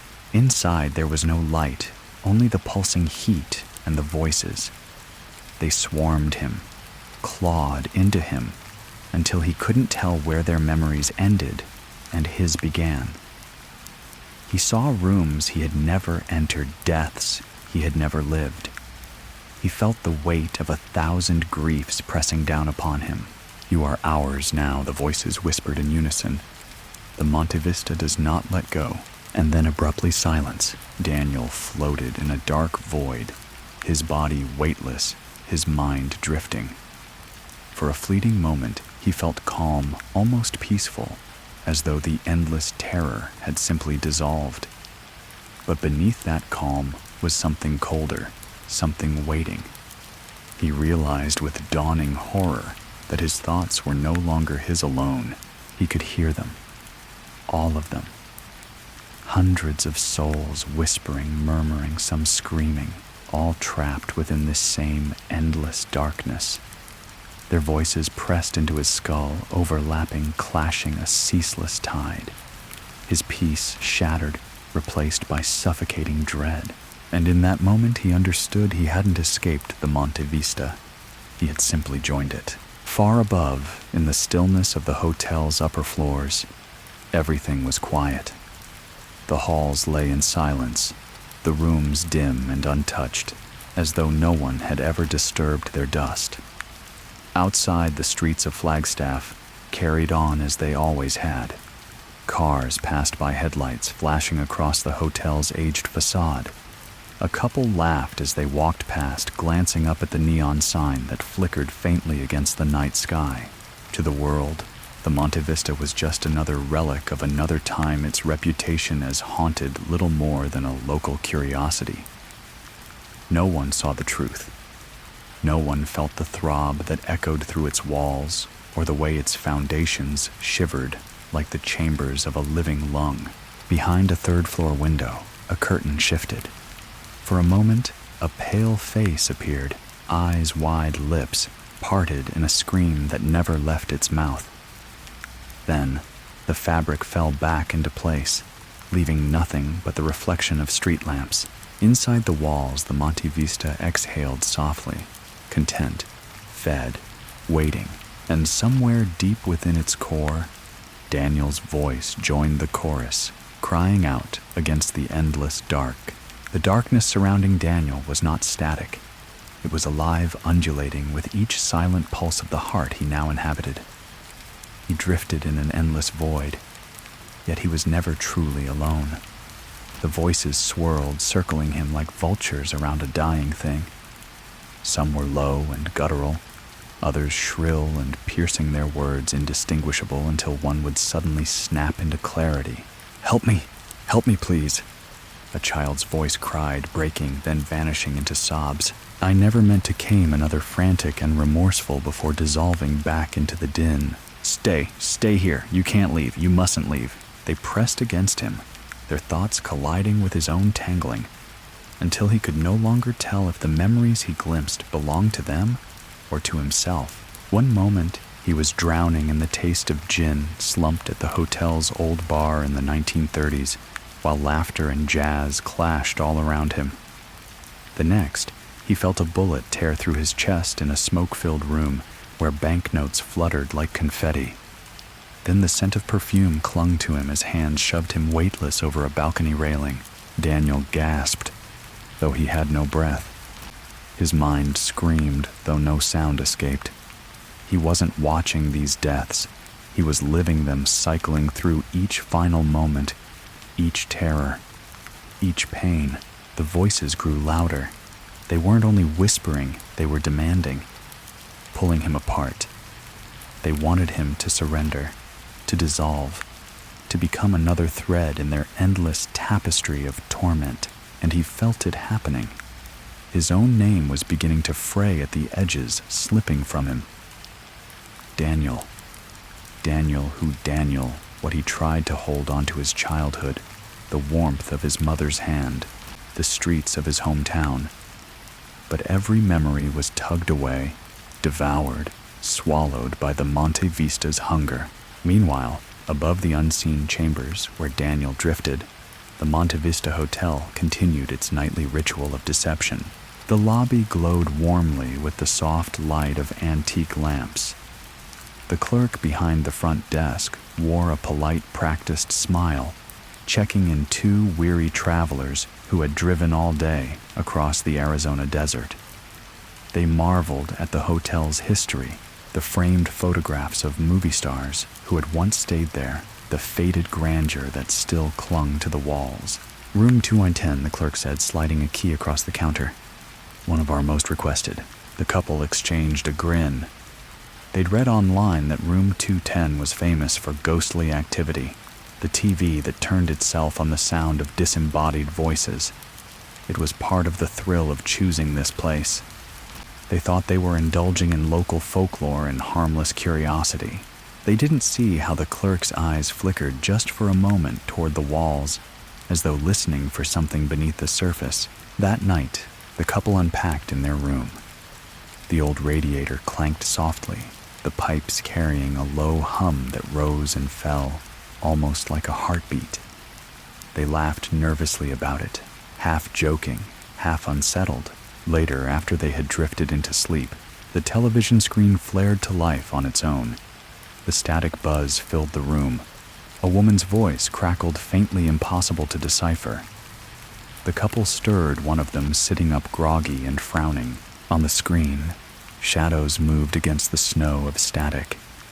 Faces seemed to flicker there, faces twisted in anguish, mouths open in silent screams. The man reached for the remote, clicking the power button. The TV went dark, but in the moment before the screen died, they both swore they saw another face clearer than the rest. A young man, eyes wide with terror, lips shaping a word they couldn't hear. Daniel. Back within the heart, Daniel felt something shift. A thin thread, fragile but undeniable, tethered him upward. He felt himself pressing against the boundary of the darkness like a drowning swimmer brushing the surface of the water. For the briefest instant, he saw through the screen in room 210. He saw the couple staring back. He tried to scream to warn them to beg for release, but all that escaped was silence, his mouth moving uselessly against the glass. The moment was gone as quickly as it came. The tether snapped, and he was pulled back into the endless black, the voices smothering him once more. But in that fleeting connection, Daniel realized something terrible. The Monte Vista wasn't just a cage. It was a predator reaching outward, touching the world above, calling new prey to its doors. And now the hotel had noticed him struggling. It would not let him go. The voices pressed harder against Daniel, swelling in chorus, until the darkness itself seemed to convulse. He could feel them clawing at the very fabric of his thoughts, unraveling what little remained of his self. His name slipped further from reach, like a fragile feather lost in the storm. Yet, somewhere deep inside, a faint pulse of resistance stirred. It was not strength, not anymore, but instinct. A primal refusal to vanish. Daniel clung to the fragment of his reflection he had seen in the television, the couple's startled eyes staring back at him. That tether had been cut, but the memory of it gave him shape in the void. He whispered his own name to himself over and over, though the voices mocked him, layering their cries, until his whisper felt like nothing. Above him, in room 210, the couple was stirring from uneasy sleep. The woman sat upright, clutching her chest, as though she had awoken from drowning. Her partner lay beside her, pale, mumbling in his dream. His lips moved as if in conversation with something unseen. She shook him, whispering his name. But as she leaned closer, her own ears filled with the echo of Daniel's trapped voice overlapping with her partner's dream murmurs. Daniel. She heard, carried in a tone of anguish that didn't belong to either of them. Her skin prickled. She looked toward the television. It was off. The screen was black. Yet faintly, as though reflected in a mirror, a face was still there. Just an impression, eyes wide, mouth open in a frozen gasp. Meanwhile, down the hall, another guest was roused from sleep by a noise he couldn't place. A dragging sound, slow and deliberate, as though heavy feet shuffled along the carpet. He sat up in his bed, heart thudding, straining to listen. The sound moved past his door. Then it stopped. Holding his breath, he leaned closer, ear near the wood. That was when the scratching began. Long, slow strokes like nails dragged lazily across the surface. He stumbled back, pulse hammering, but just as quickly, silence fell. The hallway outside was utterly still. Inside the heart of the hotel, Daniel felt the scratching as if it ran across his own skin. He cried out voicelessly, thrashing against the invisible bonds. The voices laughed, their tones weaving together into a hideous lullaby. They were showing him what the Monte Vista was doing, savoring his horror as much as his suffering. Back in room 210, the man finally awoke, coughing and clutching his throat. He swore he'd been choking in his dream, suffocated by unseen hands. He looked at his partner, her frightened face, the darkness pressing against the edges of the room. "Something's wrong here," she whispered. He tried to laugh to dismiss it, but his voice trembled. "It's just the stories, that's all." But when they lay back down, neither could close their eyes. The air was too heavy. The radiator's clanking seemed to take on a rhythm like slow footsteps circling the bed. Then the lights flickered once, twice, and the television flared alive again without sound this time. The screen glowed white, then bled into gray static. In the midst of the static, the man saw it too, the faint impression of a face. Not theirs.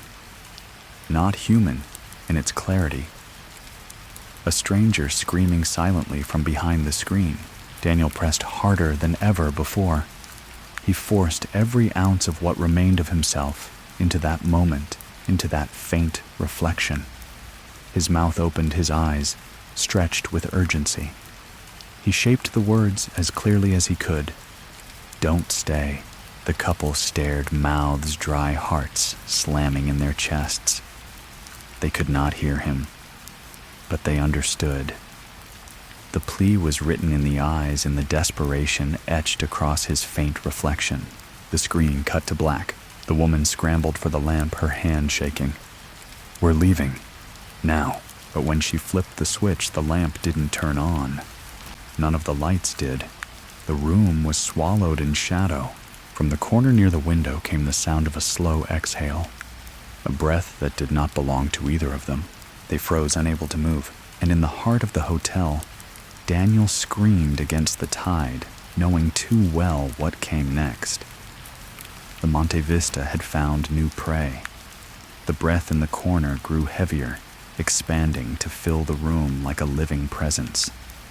The couple's bodies tensed, every nerve straining to catch the next sound. They did not want to look toward the window, but their eyes were pulled by dread, as though an invisible hand guided them. The curtains stirred, though the glass was closed, and the night outside lay still. The fabric shifted with the slow rhythm of a person's breath, and then an outline formed.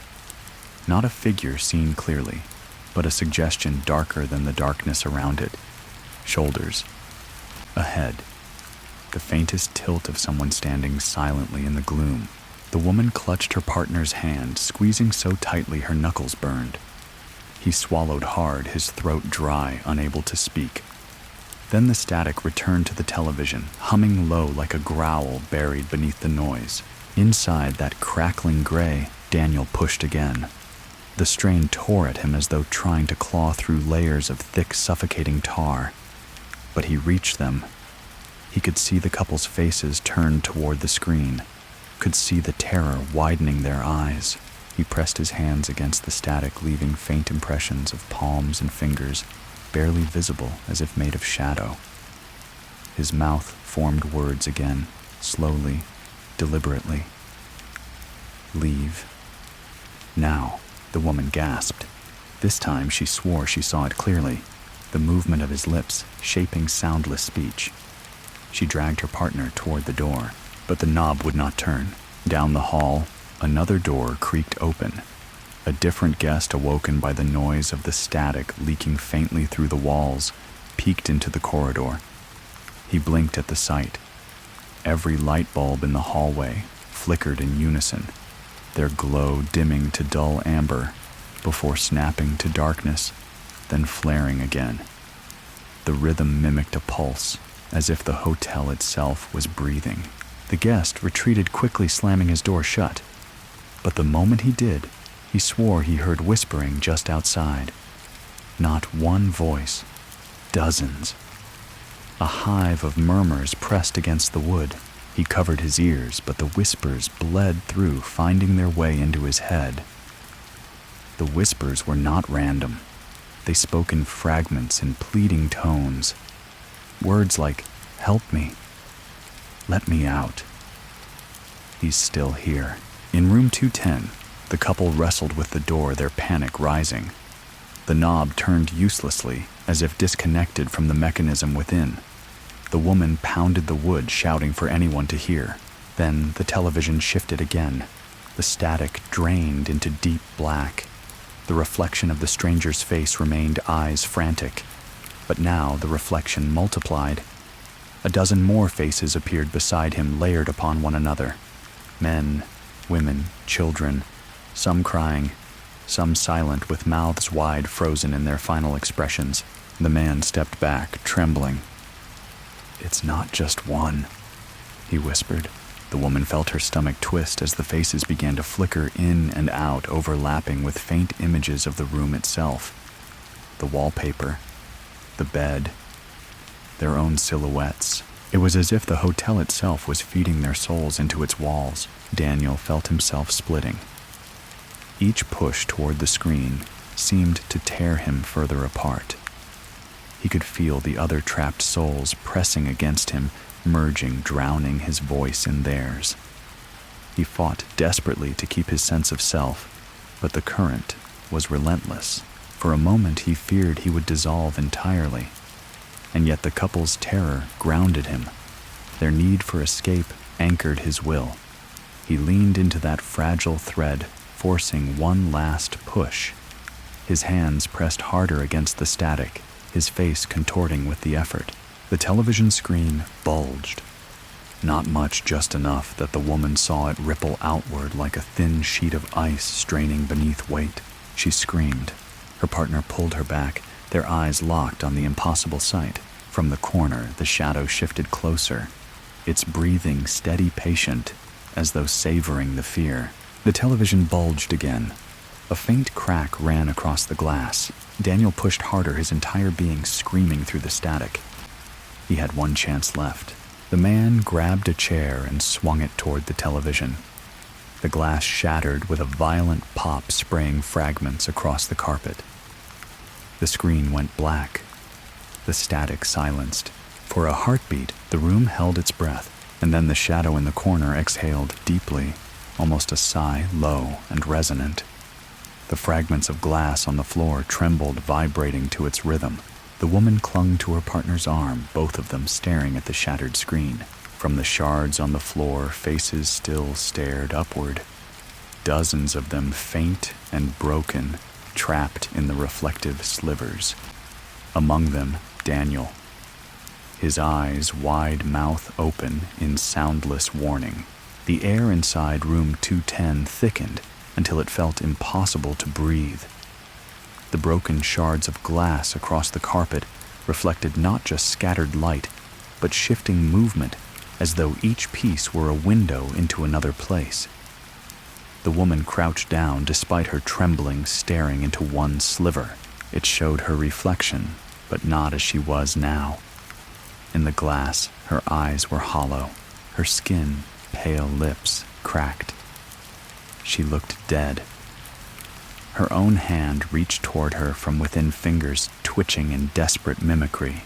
She recoiled with a gasp, nearly falling back into her partner's arms. The man tightened his grip on her shoulders. "We need to leave," he whispered, though his voice wavered. The shadow in the corner inhaled again, slow and steady, its presence heavy. The curtains swayed, though the window remained sealed. With each breath, the air temperature dropped, frost beginning to creep along the edges of the bed frame. The woman's teeth chattered. She grabbed her partner's hand and pulled him toward the door again. This time, when the man turned the knob, it gave way. The latch clicked. The door swung open. But beyond it, the hallway was no longer the same corridor they had walked earlier that night. The walls stretched higher than they should, disappearing into shadow. Every door along the corridor was a jar opening into blackness. The wallpaper peeled in jagged strips that moved as though alive, curling and twitching against unseen drafts. And the lights they pulsed. One bulb after another dimmed, then flared in a heartbeat rhythm that seemed to echo their own fear. The man hesitated, glancing back into the room where the television lay shattered. The faces in the shards had begun to fade. though not entirely. Daniel's features lingered, longest mouth still open as if to scream. He felt a chill twist through his stomach. Was breaking the screen their salvation, or had they trapped him forever? They stepped into the corridor. The air outside smelled different, metallic, tinged with something sour. Behind them, the door to room 210 shut softly on its own. When the woman turned to look, the numbers on the plaque had changed. They no longer read 210. The brass digits bent and shifted until they spelled out void. Her hand flew to her mouth. The man tugged her arm and urged her forward, his every instinct screaming to run. Yet as they passed the first open doorway, both paused. From inside came the faintest sound. Not whispers this time, but music. A gentle hum of an old gramophone playing a ballroom waltz. The woman shivered. The notes were distorted, warped as though playing from beneath water. The man risked a glance inside. For just a moment, he thought he saw it. A grand hall filled with dancers, spinning gracefully, their forms blurred as though made of mist. But then the scene collapsed into darkness, the room as empty as every other. The music lingered, faint, beckoning. They moved faster. Halfway down the corridor, a figure appeared. At first, they thought it was a guest, someone else trying to escape. But the longer they looked, the less certain they became. The figure stood too still, its posture rigid, arms hanging limply at its sides. Its head was tilted at an unnatural angle, face obscured in shadow. The man's breath caught. He felt his legs resist as the woman pulled him onward. The figure did not move. It only stared, or seemed to, though its features were hidden. They tried to pass quickly, eyes fixed forward. But as they drew near, the figure leaned slightly, its neck bending further, bones creaking audibly in the silence. Its head turned toward them, though its face remained dark, featureless.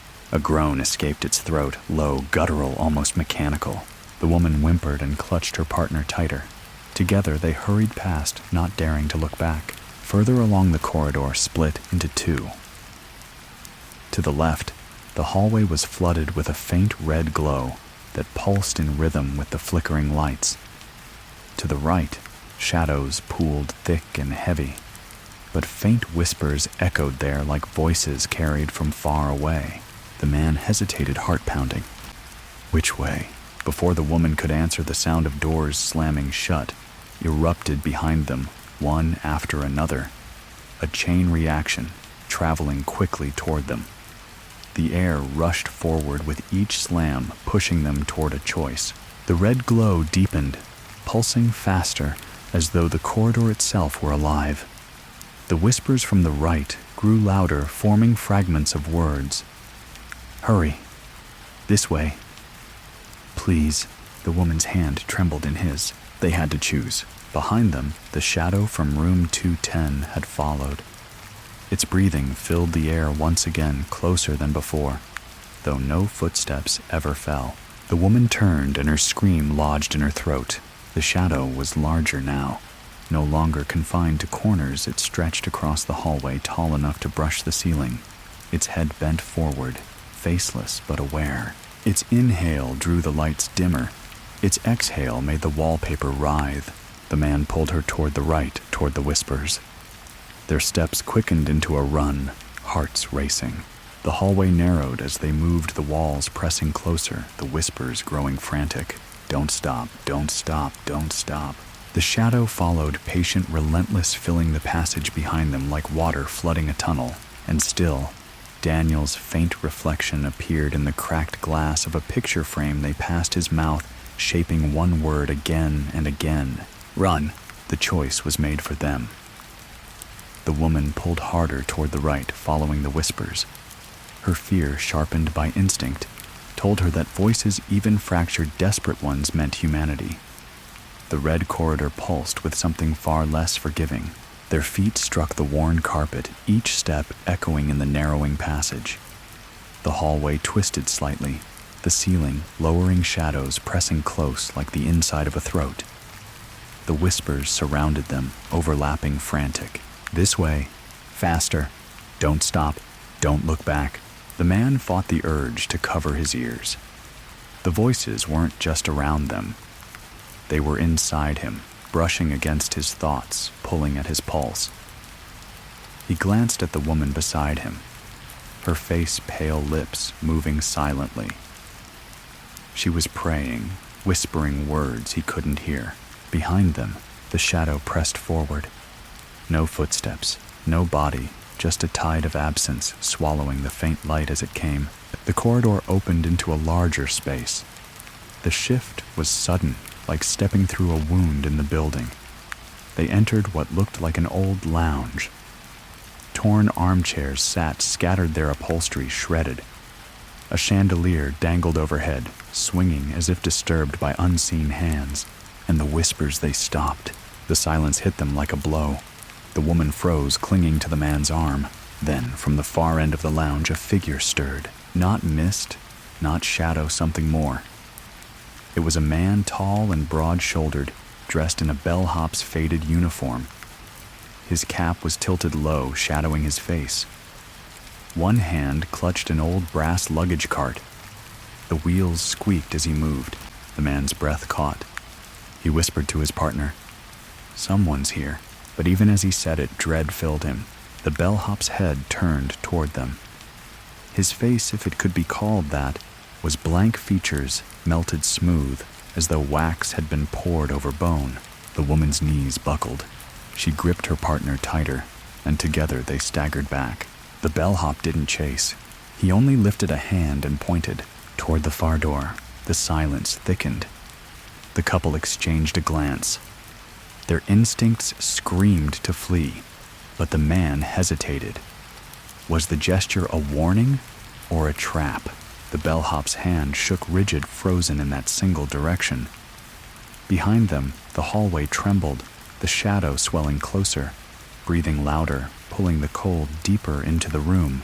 They had no time. Clutching each other, they darted toward the door. The brass luggage cart rattled violently as they passed, wheels spinning without being touched.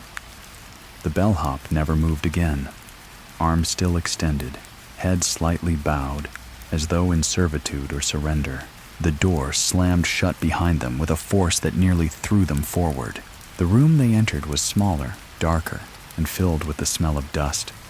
It took a moment for their eyes to adjust, but when they did, the woman gasped. It was a dining hall. Long tables stretched out, set with plates, goblets, and tarnished silverware. Candles flickered faintly, their flames weak but steady. The air was thick with the smell of iron. The man frowned, lifting one of the goblets. His stomach turned. The liquid inside was dark, viscous, clinging to the edges like blood. He dropped it. The sound echoed through the hall, sharp and accusing.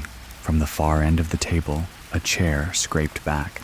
The woman's nails dug into his arm. Slowly they turned. Seated at the head of the table was a figure in a formal suit skin, pale, and eyes deep as shadows. His mouth curved into the faintest smile, though no warmth reached his gaze. "I've been expecting you," he whispered. His voice was dry, brittle, as though it hadn't been used in decades. The man's throat tightened. He wanted to respond, but no words came. The figure gestured to the seats nearest them. "Sit." The woman shook her head violently, backing away. The figure's smile widened. His pale hand lifted, and with a single sharp gesture, the candles along the table flared bright, flooding the room with unnatural light. And in that light, the couple saw the truth. The chairs along the table were not empty. Figures sat slumped in each one, dressed in clothes from decades past, guests who had once laughed, eaten, lived.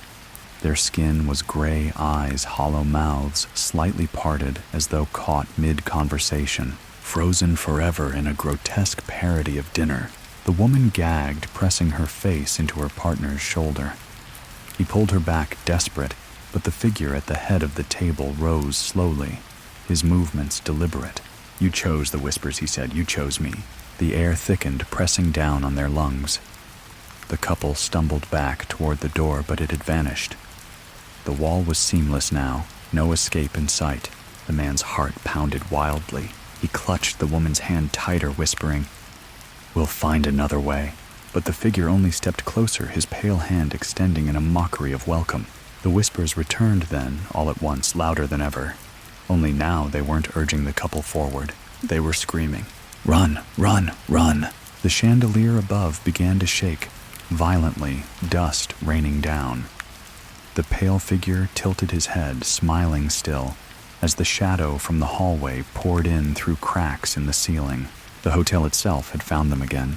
The air quivered with a strange vibration, a low hum that seemed to rise from the very bones of the dining hall. The couple clutched each other, frozen their eyes, darting between the pale figure at the head of the table and the faceless guests who sat eternally waiting. The woman's trembling hand brushed against the wall behind them, and something gave. A subtle shift, the faintest draft against her palm. She gasped softly, pressing harder. There, a seam. Her partner caught on instantly. He leaned into her touch, pressing his weight against the wall. The panel creaked, resisting, then swung inward, just enough to reveal darkness. The pale figure's head snapped toward them. His smile widened, grotesque, and impossibly stretched teeth glimmering in the candlelight. "You can't leave," he whispered. But the whispers in their heads screamed otherwise. Now, now, now. The woman shoved through the gap, dragging her partner with her.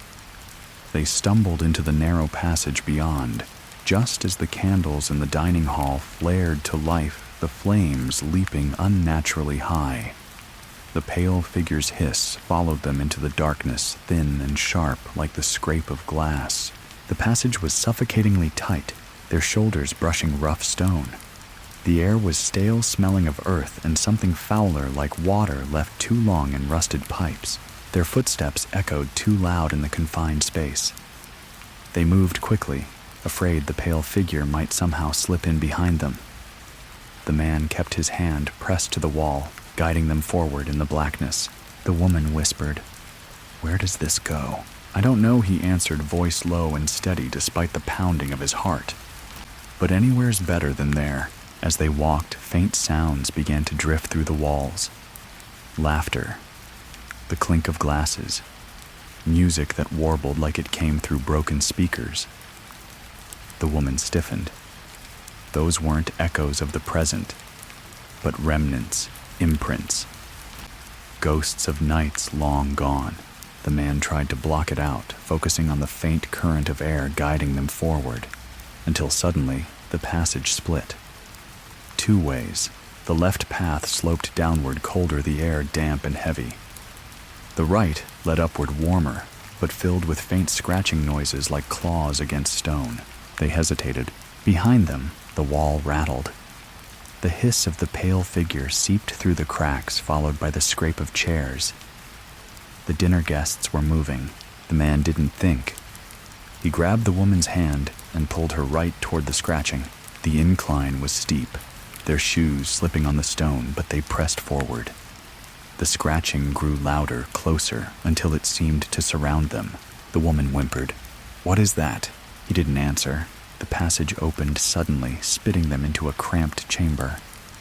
The ceiling was low, and the only light came from a small barred window high above moonlight, filtering weakly through.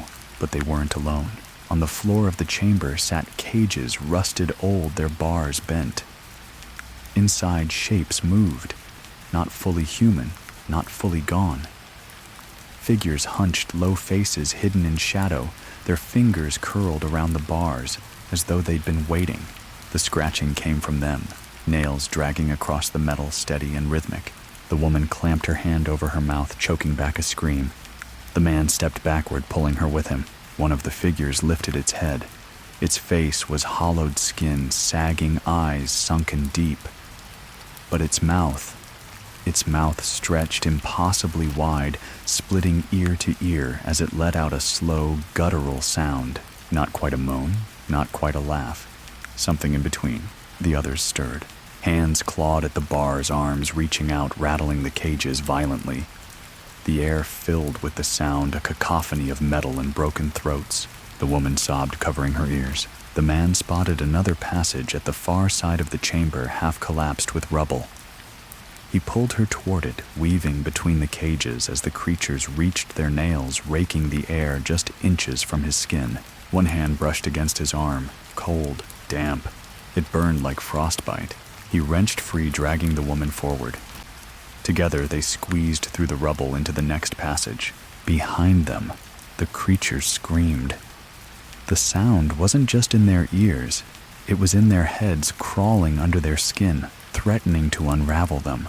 The passage narrowed again, but ahead glowed a faint light. Warm, golden. They stumbled faster, desperate, and finally emerged into another hidden chamber. This one was different. It wasn't dark or damp. Instead, the room was lined with shelves. Books, old records, boxes stacked high. Dust motes floated in the air, illuminated by a single gas lamp that flickered on a desk in the center. The woman fell to her knees, sobbing, clutching her chest. The man bent over her, rubbing her shoulders. "We're safe," he whispered, though he wasn't sure if it was true. As her breathing slowed, he glanced at the desk. Laid open on its surface was a ledger. Faded ink scrawled across the yellowed pages. Names, dates, room numbers. Some crossed out, some smeared with stains too dark to be ink. The last page was different. 2 names written neatly at the bottom. Theirs. The man's blood turned to ice. He grabbed the book and shoved it toward the woman. Her eyes widened, fresh tears spilling down her cheeks. How she whispered. How could it? Before she could finish, the gas lamp flickered. The temperature in the room dropped, and from the shelves came the sound of whispering again. Only this time the voices weren't warning. They were welcoming. Stay, stay, stay. The lamp's light guttered shadows, stretching across the walls, until they seemed to pulse alive.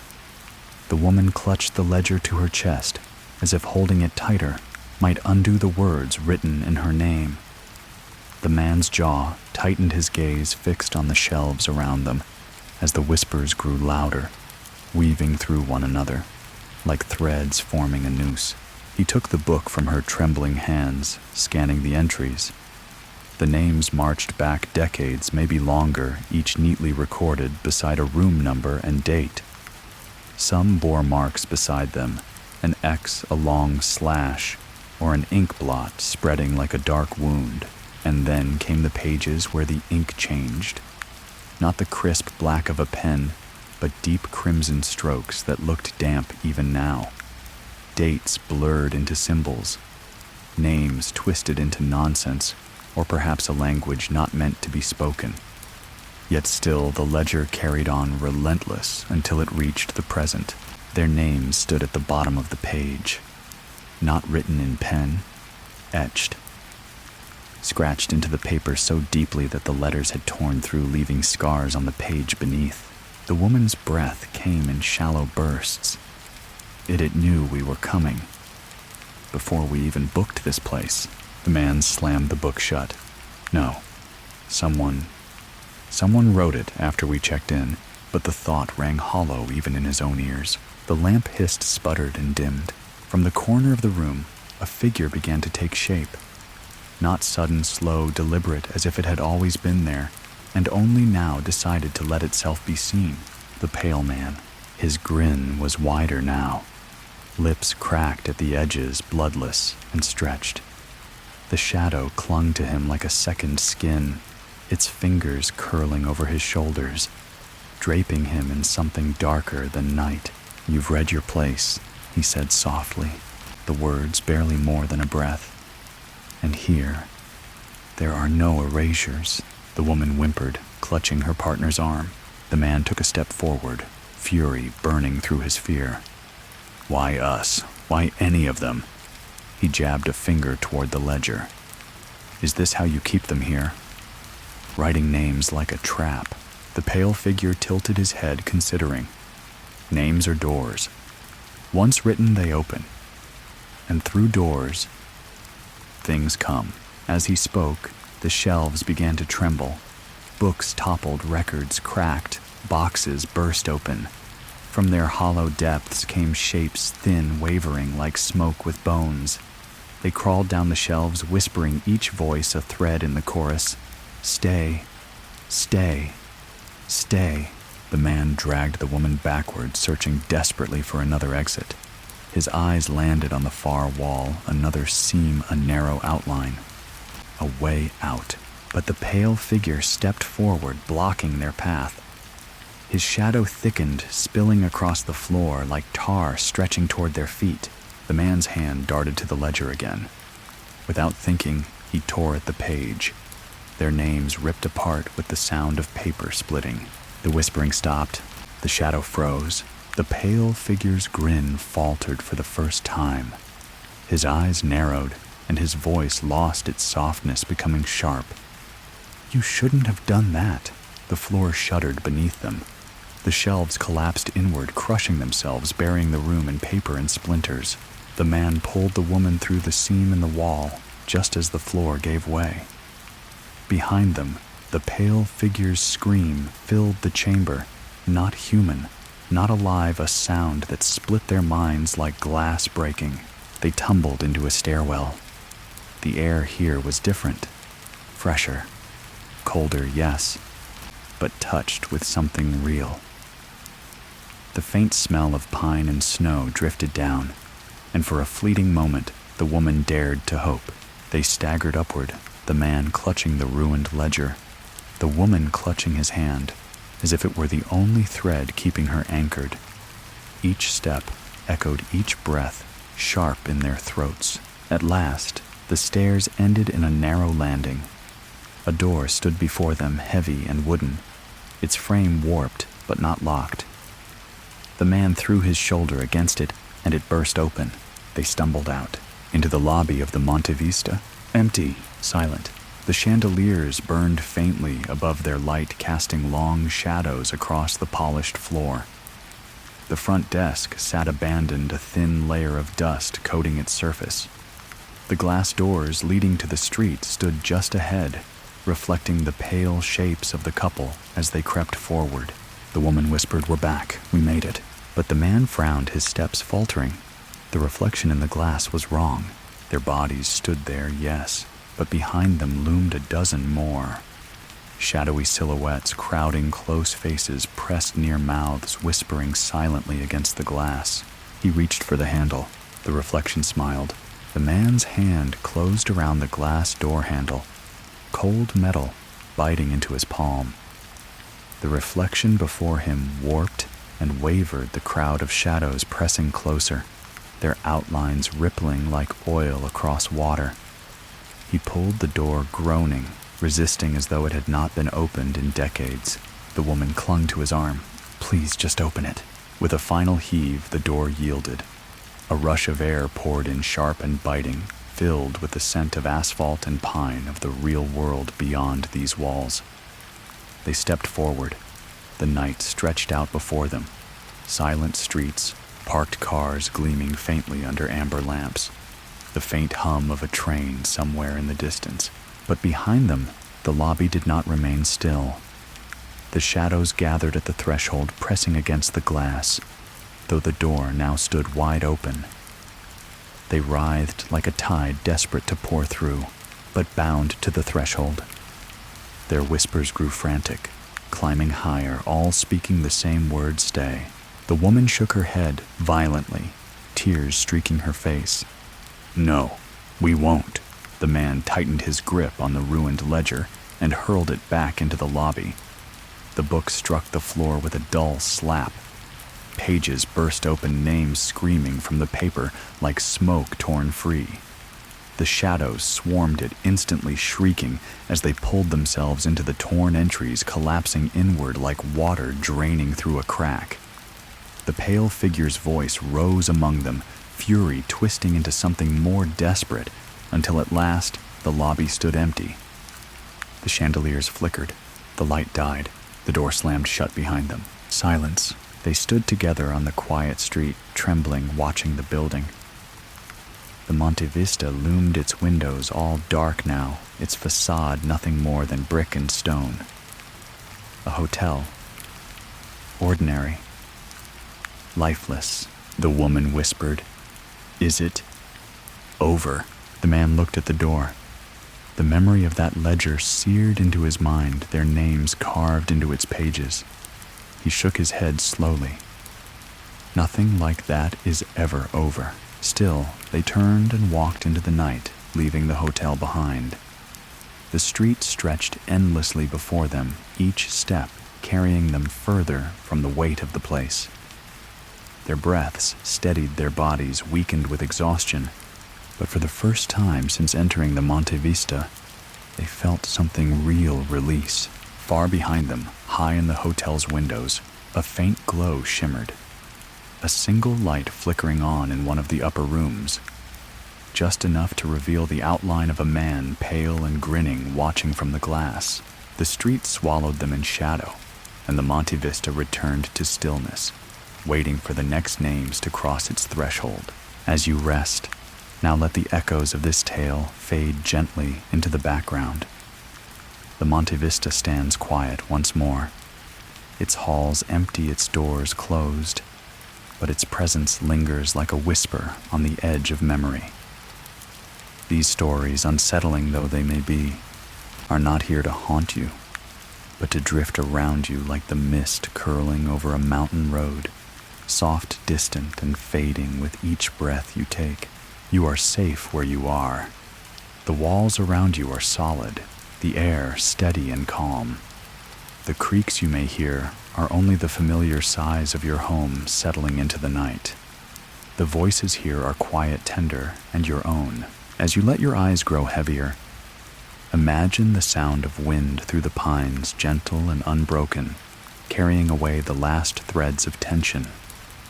Feel the weight of your body sinking deeper into comfort, every muscle loosening, every thought softening, like pages closing in a well-worn book. The story has ended, and the only thing that remains is peace. Sleep welcomes you, wrapping you in stillness, guiding you into dreams where shadows dissolve and silence reigns. Rest deeply now. The night is long and calm, and it belongs to you.